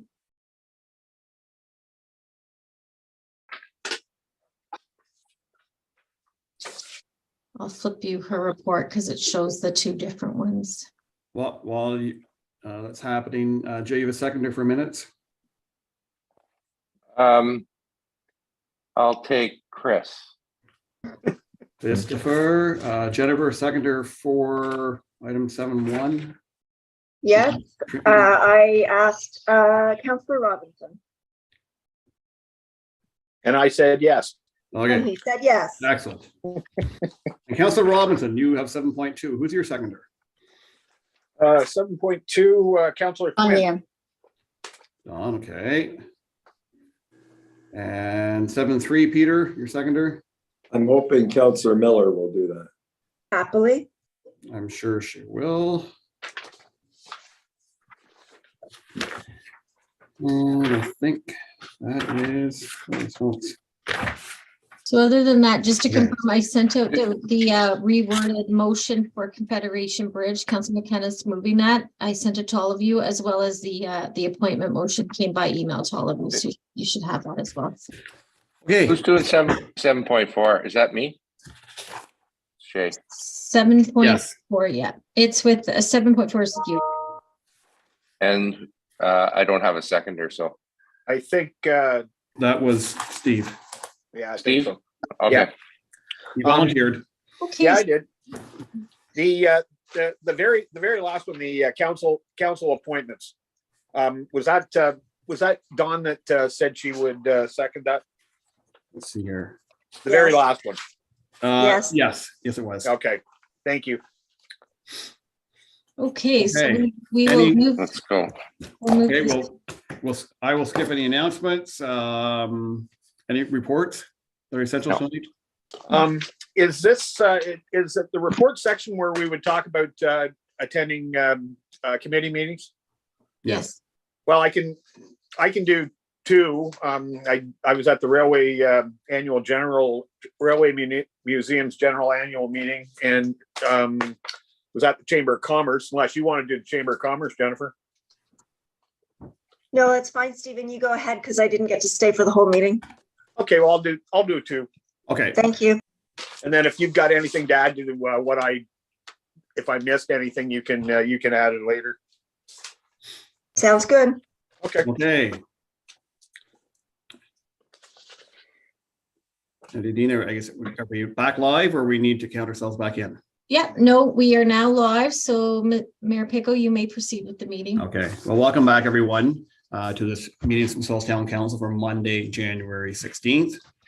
On January 16th, we acknowledge that the sacred land in which Smiths Falls is now located has been a site of human activity for over 10,000 years and is rich in Indigenous history. This land is the ancestral and unceded territory of the Algonquin Anishinaabe Nation. We're grateful to the Algonquin ancestors who cared for the land and water in order that we might meet here today. We're also grateful to the Algonquin people for their contribution in the making of the Rideau Canal, which runs through Smiths Falls. We're mindful of broken covenants and the need to reconcile with all our relations. Together, may we care for this land and each other, drawing on the strength of our mutual history of nation building through peace and friendship, and being mindful of generations to come. I will call this meeting to order. I have no announcements myself. I will ask for disclosure of monitoring interest. I see none. We have no delegations. We do have adoption of minutes with Councillor Brennan, please. Thank you. Moved by myself, seconded by Councillor McGuire, that the minutes of the November 21st, 2022, December 5th, 2022, and December 12th, 2022 council meetings be approved as circulated. Thank you. Moved by Councillor Brennan and seconded by Councillor McGuire that the minutes of the November 21st, 2022, December 5th, 2022, and December 12th, 2022 council meetings be approved as circulated. All in favor? That's carried. Thank you. Reports. Councillor Robinson. I have two reports. On December 19th, 2022, I attended the Railway Museum Annual General Meeting. The museum in 2022 saw over 14,000 visitors, 550 people with their Airbnb. They hosted 13 events and received 4 grants, a lot of which was used to install air conditioning in the dining car and substantial upgrades to the Airbnb cars. They're looking forward to an even better year this year. The second one was Councillor Miller and myself attended the Chamber of Commerce meeting on December 21st, 2022. During that meeting, the Chamber said that they need to have a cantina in Victoria Park in operation in 2023, or else being over there will not be financially viable for them. They emphasized the need for Smiths Falls to promote the park areas on both sides of the canal. And they also expressed frustration at the sewage pumping station. The pumps are okay for doing a boat, but several other boats, the hose has to go up and over a railing to get at the sewage access, and the pump loses power. So they think possibly it just is a requirement for the pump to get moved up to make it suck, the suction better. Anyway, that's that for that. Okay, thank you. Any further reports? No, we'll move right into our business. Our first bylaw is with Councillor Miller, please. Thank you. So moved by myself and seconded by Councillor Robinson that a bylaw to appoint an interim treasurer for the town of Smiths Falls be received and read a first time and taken as read a second time. Thank you. Moved by Councillor Miller and seconded by Councillor Robinson that a bylaw to appoint an interim treasurer for the town of Smiths Falls be received and read a first time and taken as read a second time. All in favor? It's carried. Thank you. Discussion, Councillor Miller? So we welcome Mr. Stephen Dickey as our interim treasurer and thank him for guiding us through the budget process with so much grace and knowledge. And that is what this motion is about this evening. Thank you. Any further discussion? May I have a third reading, please? Moved by myself, seconded by Councillor Robinson, that a bylaw to appoint an interim treasurer for the town of Smiths Falls be now read a third time and finally passed, signed, sealed, and numbered 10402-2023. Thank you. It's moved by Councillor Miller and seconded by Councillor Robinson that a bylaw to appoint an interim treasurer for the town of Smiths Falls be now read a third time and finally passed, signed, sealed, and numbered 10402-2023. All in favor? And that is carried. Thank you. Councillor Robinson, I believe you have the next bylaw. Yes, I do.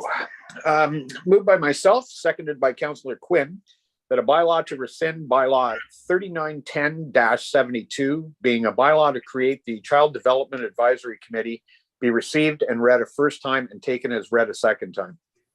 Thank you. It is moved by Councillor Robinson and seconded by Councillor Quinn that a bylaw to rescind bylaw 3910-72, be a bylaw to create the Child Development Advisory Committee, be received, read a first time, and taken as read a second time. All in favor? Carried. Thank you. Discussion, Councillor Robinson? There was very little interest in getting members to join that committee.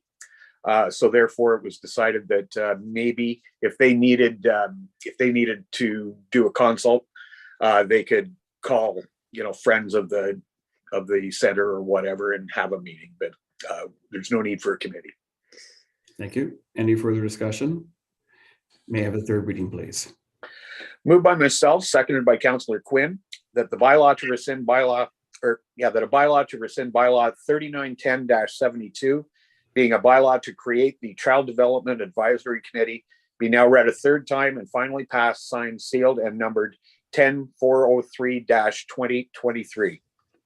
Thank you. It's moved by Councillor Robinson, seconded by Councillor Quinn, that a bylaw to rescind bylaw 3910-72, being a bylaw to create the Child Development Advisory Committee, be now read a third time and finally passed, signed, sealed, and numbered 10403-2023. All in favor? It's carried. Thank you. Councillor McKenna, you have the next bylaw up. Moved by myself and seconded by Councillor Miller that a bylaw to amend bylaw number 10396-2022, being a bylaw to appoint an acting mayor for each month of the current term of council, be received and read a first time and taken as read a second time.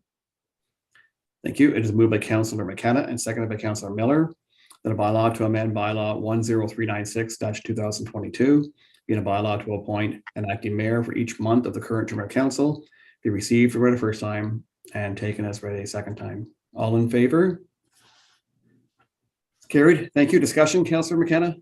Yeah, it's quite simply, we use an alphabetical system to decide which month you're going to be acting mayor.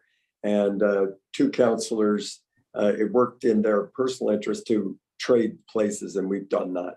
And that's simply just confirming who's going to be the acting mayor for the next, for the rest of the term of council. Thank you. Any further discussion? May I have a third reading, please? Again, moved by myself, seconded by Councillor Miller, that a bylaw to amend bylaw 10396-2022, being a bylaw to appoint an acting mayor for each month of the current term of council, be now read a third time and finally passed, signed, sealed, and numbered 10404-2023. Thank you. It is moved by Councillor McKenna and seconded by Councillor Miller that a bylaw to amend bylaw 10396-2022, being a bylaw to appoint an acting mayor for each month of the current term of council, be now read a third time and finally passed, signed, sealed, and numbered 10404-2023. All in favor? That too is carried. Councillor Miller, you have, oh, no, sorry. Councillor Brennan is up next. I'll preface this by saying I can't wait for a consent agenda. Moved by myself, seconded by Councillor Robinson, that a bylaw to impose an interim tax levy for the year 2023 on properties within all tax classes be received and read a first time and taken as read a second time.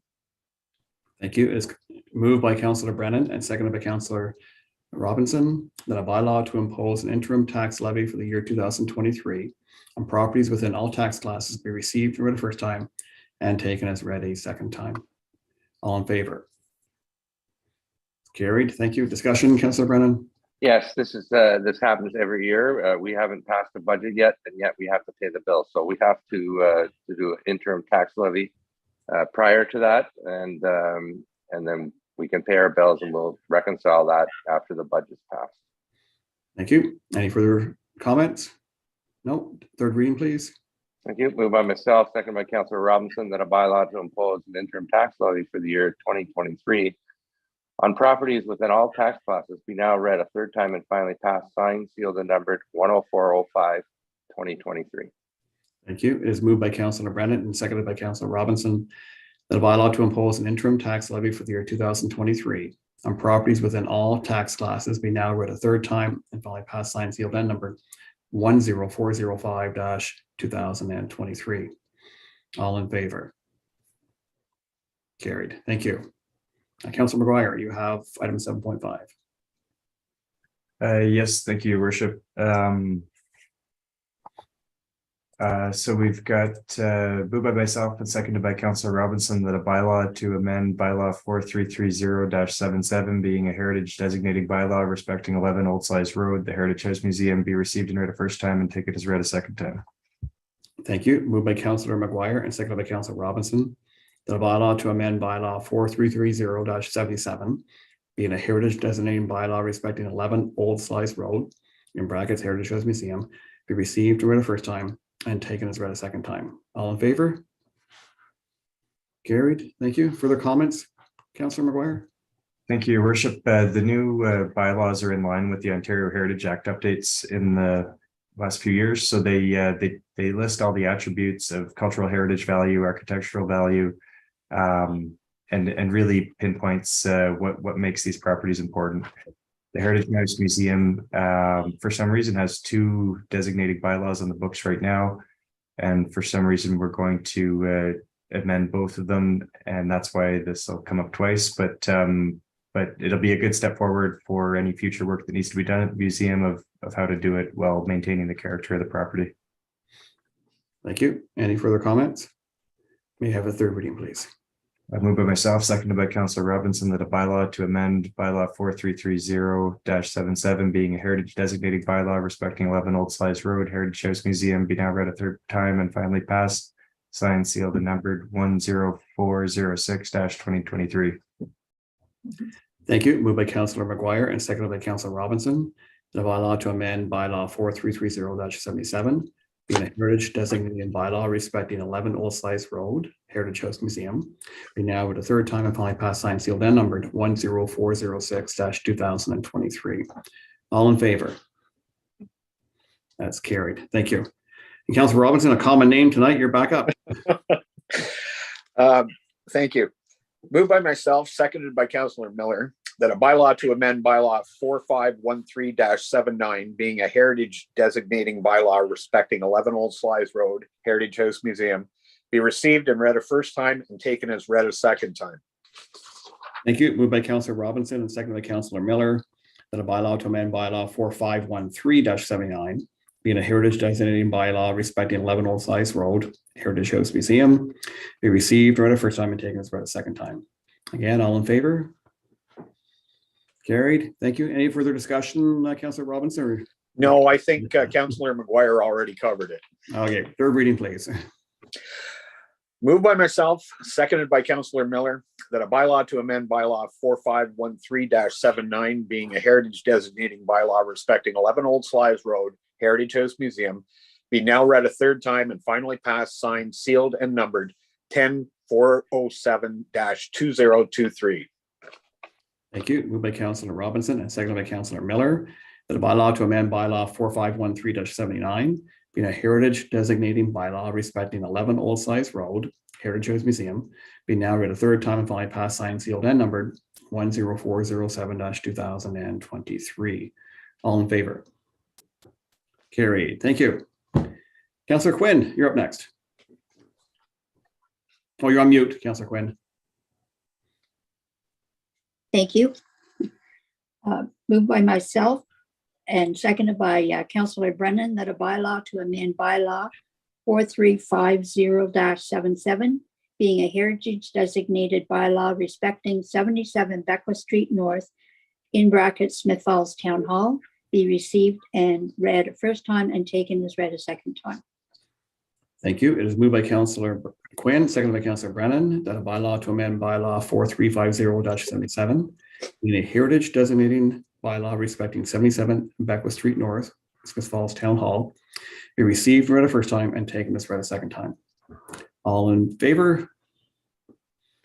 Carried. Thank you. Discussion, Councillor Quinn. This is another building that we're putting heritage designation on so that we understand and realize how we move forward with these heritage buildings that we have guidelines and to guide us as we move forward. Thank you. Thank you. Any further commentary? May I have a third reading, please? Moved by myself, seconded by Councillor Brennan, that a bylaw to amend bylaw 4350-77, being a heritage designating bylaw respecting 77 Beckwith Street North, Smith Falls Town Hall, in brackets, be now read a third time and finally passed, signed, and sealed and numbered 10408-2023. Thank you. Moved by Councillor Quinn and seconded by Councillor Brennan, that a bylaw to amend bylaw 4350-77, being a heritage designating bylaw respecting 77 Beckwith Street North, Smith Falls Town Hall, be now read a third time and finally passed, signed, sealed, and numbered 10408-2023. All in agreement? That's carried. Thank you. Councillor McKenna. Yes, moved by myself and seconded by Councillor Robinson, that a bylaw to amend bylaw 4387-78, being a heritage designation bylaw respecting 79 Beckwith Street North, former Central Schoolhouse, be received and read a first time and taken as read a second time. Thank you. Moved by Councillor McKenna and seconded by Councillor Robinson, that a bylaw to amend bylaw 4387-78, being a heritage designating bylaw respecting 79 Beckwith Street North, former Central Schoolhouse, be received, read a first time, and taken as read a second time. All in favor? Thank you. Discussion, Councillor McKenna? Again, this is an updating of our heritage bylaws of these important buildings in our community. And although I'm not old enough to have gone to school there, I know that Councillor Brennan and Councillor Robinson did enjoy going to that particular school. Although you're in class right now in this building. Yes, I am. Okay, thank you. Any further discussion? No, I may have a third reading, please. Moved by myself and seconded by Councillor Robinson that a bylaw to amend bylaw 4387-78, being a heritage designation bylaw respecting 79 Becker Street North, former Central School, to now read, be now read a third time and finally passed, signed, sealed, and numbered 10409-2023. Thank you. Moved by Councillor McKenna and seconded by Councillor Robinson that a bylaw to amend bylaw 4387-78, in a heritage designating bylaw respecting 79 Beckwood Street North, former Central Schoolhouse, be now read a third time and finally passed, signed, sealed, and numbered 10409-2023. All in favor? That's carried. Thank you. That's it for our bylaws. Under resolutions, Councillor Miller, please. Thank you. Moved by myself and seconded by Councillor Quinn that the mayor and the clerk be authorized to execute the necessary documentation appointing Sean Panko and Malcolm Morris as signing officers for all banking procedures, with Stephen Robinson or Don Quinn and Carrie Costello, Nadine Bennett or Stephen Dickey as their alternates respectively. And further that Malcolm Morris, Ellen Leach, Nadine Bennett, Brandy Phillips, Brianne Harper, Stephen Dickey, Vicky Thompson, Dana Sullivan, Sandra Waters, Isaac Taylor, Scott Sabarin, and Carrie Costello be authorized to pick up from and deliver to the Royal Bank various banking documents on behalf of the corporation. And further that resolution 2022-12-288 be hereby rescinded. Thank you. Discussion, please. Well, with the addition of our interim treasurer, we needed to update our banking procedures and signing officers. Thank you. Any further discussion? Okay. Moved by Councillor Miller and seconded by Councillor Quinn. The mayor and clerk be authorized to execute the necessary documentation appointing Sean Panko and Malcolm Morris as signing officers for all banking procedures, with Stephen Robinson or Don Quinn and Carrie Costello, Nadine Bennett or Stephen Dickey as their alternates respectively. And further that Malcolm Morris, Ellen Leach, Nadine Bennett, Brandy Phillips, Brianne Harper, Stephen Dickey, Vicky Thompson, Dana Sullivan, Sandra Waters, Isaac Taylor, Scott Sabran, and Carrie Costello be authorized to pick up from and deliver to the Royal Bank various banking documents on behalf of the corporation. All in favor? That's carried. Thank you. Councillor Brennan, you have an exciting resolution next. I do. Moved by myself, seconded by Councillor Robinson, that the Council of the Corporation of the Town of Smith Falls authorize the Chief Administrative Officer to sole source the construction and installation of the Town Square Bandstand to Samir Group at a cost recovery basis. Thank you. Discussion, please. Well, yeah, this is exciting, and this came up at the last committee of the whole last week. And hats off to the Samir Group and Scott Fleming of Rito Lumber. They're providing this at cost, and I think the whole of the bandstand, or the majority at least, has been donated by my friend and mentor and the late great Tom Folks. And Tom would be so happy to see this, because there wasn't a week go by that he didn't phone about it. But when we look at Tom and his legacy in Smith Falls, his fingerprints are all over the town. And whether it be the library, the walking track, the United Church, and other places, he was such a great benefactor of our town. So really happy to see this come to fruition. And my only regret is Tom's not going to be there, but his family will be. And so great news. Thank you, and a wonderful tribute. Any further discussion? It's moved by Councillor Brennan and seconded by Councillor Robinson. The Council of the Corporation of the Town of Smith Falls authorized the Chief Administrative Officer to sole source the construction and installation of the Town Square Bandstand to Samir Group on a cost recovery basis. All in favor? Carried. Thank you. Councillor McGuire, you have the next item. Thank you, Your Worship. Moved by myself and seconded by Councillor Quinn that the Council of the Corporation of the Town of Smith Falls appoint the following applicants to various boards and committees for the 2022 to 2026 term of council, or until new appointments are made via resolution. Municipal Heritage Committee, Dorothy Hudson, Claus Vandermeer, Lorraine Allen, Marianne Gibson, Jenny Davis, and Tony Humphrey. Public Library Board, Amanda Gurin, Chris Cummings, Colleen Mariona, Mark Gallagher, Rebecca Colley, and Sarah McLean Knapp. Downtown Business Association, Patricia Crockey, Stephen Bennett, Heather Mitchell Adams, Julie Shangyo, Scott Mousseau, Liz Wood, Ralph Bately, Bonnie Dow Pepper, and Sherry Axford. Thank you. Further commentary? Yeah, I'd just like to thank everybody that signed up for committees this year, especially on the Municipal Heritage Committee. We got 2 new faces, and it looks like great representation on the Public Library Board and Downtown Business Association. So these committees play a huge role in our functioning as a council over the next 4 years, and I'd like to welcome everybody to their respective appointments. Thank you. Any further comments? It's moved by Councillor McGuire and seconded by Councillor Robinson. The Council of the Corporation of Town of Smiths Falls appoint the following applicants to various boards and committees for the 2022-2026 term of council, or until new appointments are made via resolution. Municipal Heritage Committee, Dorothy Hudson, Claus Vandermeer, Lorraine Allen, Marianne Gibson, Jenny Davis, and Tony Humphrey. Public Library Board, Amanda Gurin, Chris Cummings, Colleen Mariona, Mark Gallagher, Rebecca Colley, and Sarah McLean Knapp.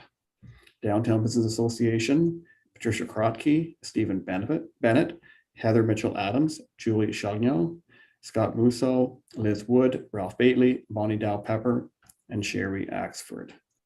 All in favor? Thank you. That's carried. And Councillor Miller, you're up next. Thank you. Moved by myself and seconded by Councillor Robinson that Council of the Corporation of the Town of Smiths Falls accept the Center Street Design and Visioning Report prepared by Fontaine, dated January 2023 as information. And further, that Council directs staff to further develop a master plan for the Center Street area. Thank you. Comments, please. We received a report on Center Street tonight and about its incredible potential for the long term. And we look forward to continuing our work in this project. Thank you. Any further comments? Yes, Councillor McGuire. Thanks, Your Worship. For me, this goes back to the waterfront integration plan, where to me the most inspiring concept designs have come from. Despite extensive public consultation through this report, I'm not seeing a lot of new ideas, new information coming forward in it. So I'm not confident that another plan is going to get us any further ahead, considering now this will be 3 plans that have gone into the area with no redevelopment happening yet. So I'd like to ask for a recorded vote, and I'm not going to support this tonight. Thank you. Any further comments? I see none. Okay, I'll read the motion. It's moved by Councillor Miller and seconded by Councillor Robinson. The Council of the Corporation of the Town of Smiths Falls accept the Center Street Design and Visioning Report prepared by Fontaine, dated January 2023 as information. And for the Council directs staff to further develop a master plan for the Center Street area. A recorded vote has been requested. With respect to the Center Street Visioning Resolution, please state yay or nay. Councillor Brennan, Yay. Councillor McGuire, Nay. Councillor McKenna, Yay. Councillor Miller, Yay. Councillor Quinn, Yay. Councillor Robinson, Yay. Mayor Panko. Yay. This motion is carried. Thank you. And Councillor McKenna, you have the next item. Yes, Your Worship, moved by myself and seconded by Councillor McGuire. That Council of the Corporation of the Town of Smiths Falls directs staff to publish the notice of study completion for municipal class environmental study in accordance with the requirements under the Environmental Assessment Act. And further that, Council endorsed preferred alternative number 4, replacement of Confederation Drive river crossing with a new vehicle and or pedestrian bridge under the municipal class environmental assessment study. And further that, Council endorsed the preferred design option, replacement of Confederation Drive river crossing with the pedestrian bridge, option 2, as presented in the Committee of the Whole Report 2023-008, and that Council directs staff to pursue opportunities with Parks Canada to enhance their current river crossing structure that would permit pedestrian and bicycle traffic as an option, and that council directs staff to apply for funding through available active transportation grant programs. Thank you for, yes. CEO Morris. Yeah, thank you, Your Worship. Staff are seeking direction on the sequencing of the intent of the additional elements of the resolution, specifically the discussions with Parks Canada. So we're interpreting the statement to mean that we would consult with Parks Canada and return to council before we initiate the detailed design of the pedestrian crossing. Is that the intent? Or can we run them in tandem? So I will reflect back to members of council support of this option. Who would like to go first? Councillor McKenna. Thank you, Your Worship. It would be, in order to move things along, I know Parks Canada will be very interested, and I can't imagine us going forward without having a conversation with them anyways, as we pursue the development of a pedestrian crossing. So I thought that they could run simultaneously, and then we would seek the funding grant applications. Of course, being aware of any funding grants, we might be able to even tailor our application to those to meet the requirements of any grant. So I think almost all three of them would have to go together, in my opinion. Turn to Councillor McGuire, Councillor Miller for further comments. Yes, Councillor McGuire. Thank you, Your Worship. I would prefer the first option that CEO Morris presented, where it comes back to council, because I think there's an opportunity for significant cost savings with a very effective design if we can get everybody working together. But there's not much point pursuing a design and pursuing the negotiations at the same time, if I'm understanding things correctly. Councillor Miller. I expressed some concern that I thought it would be a lengthy delay if we were waiting for Parks Canada master plan. So I would have leaned more strongly to doing this in tandem. But I can live with either option. Okay, and yes, Councillor McGuire. Thanks, Your Worship. And just to clarify that the removal of the existing structure happens immediately, or as soon as we can get budget approval or whatever is first, but the design part's a bigger thing, right? So it's CEO Morris. Yeah, so on the removal, there may be synergies in having if the eventual decision is to go ahead with the bridge as envisioned, there may be synergies in having the same contractor remove the old structure as installing the new one, because they'll be deployed, they'll be set up with cranes and so on. We can do it the other way. I'm just cautioning there may be an additional cost to do it that way.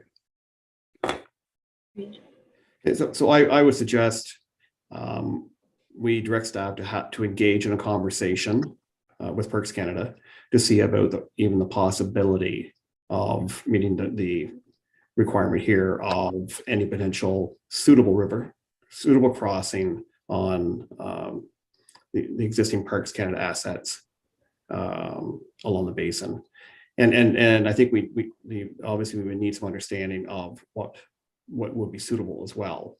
Is there a certain width that would be required? Would that have to cantilever over the existing pier that's there right now?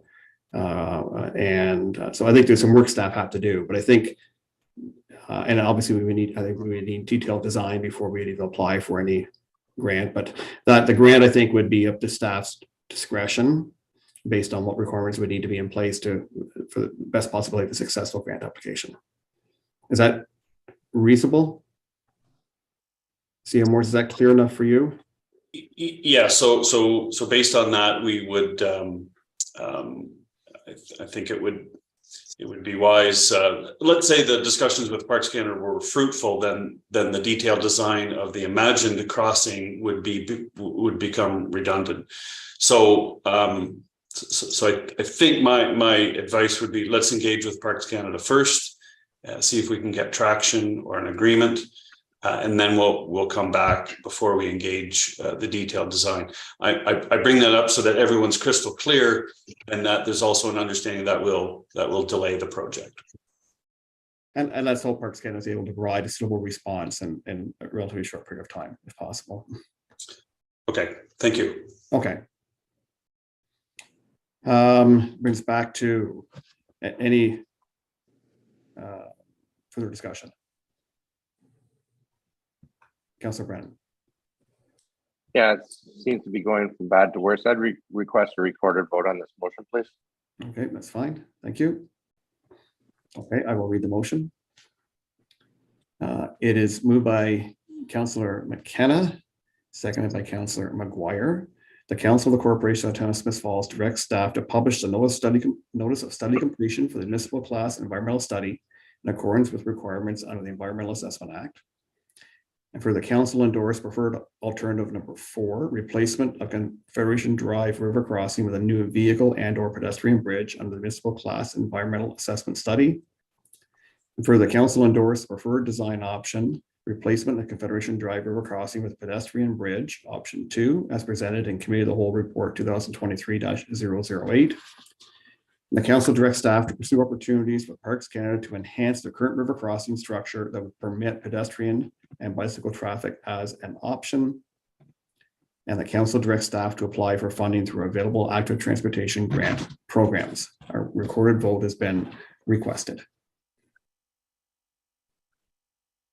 With respect to the Confederation Bridge resolution, please state yay or nay. Councillor Brennan, Nay. Councillor McGuire, Yay. Councillor McKenna, Yay. Councillor Miller, Yay. Councillor Quinn, Nay. Councillor Robinson, Nay. Mayor Penko. Yay.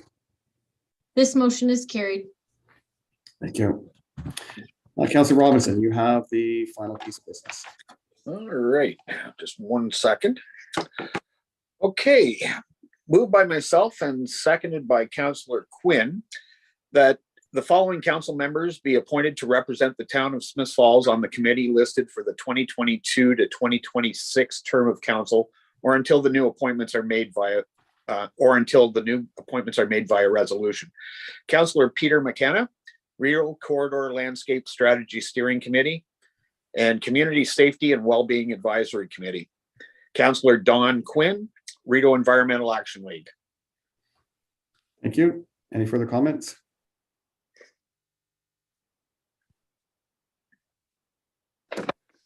No. No. Okay. Anyone else with any further comments?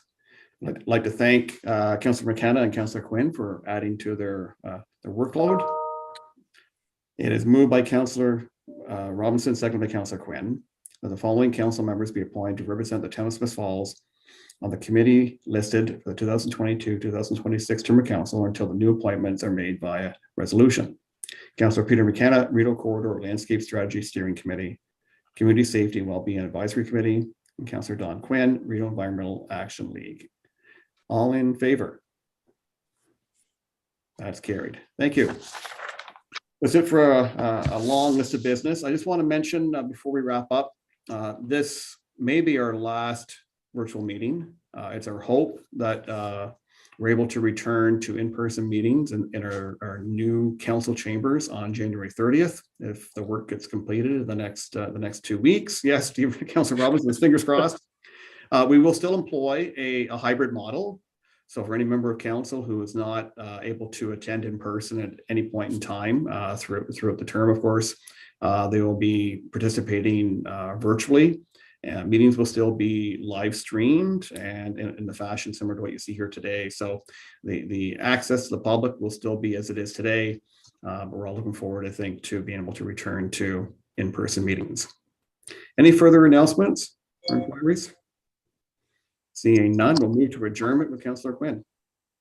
Thank you, Your Worship. Moved by myself, seconded by Councillor Brennan, that this council adjourns its proceedings at 8 o'clock and stands so adjourned until the next duly called meeting of council. Thank you. Moved by Councillor Quinn and seconded by Councillor Brennan. This council adjourns proceedings at 8 p.m. and stands so adjourned until the next duly called meeting of council. All in favor?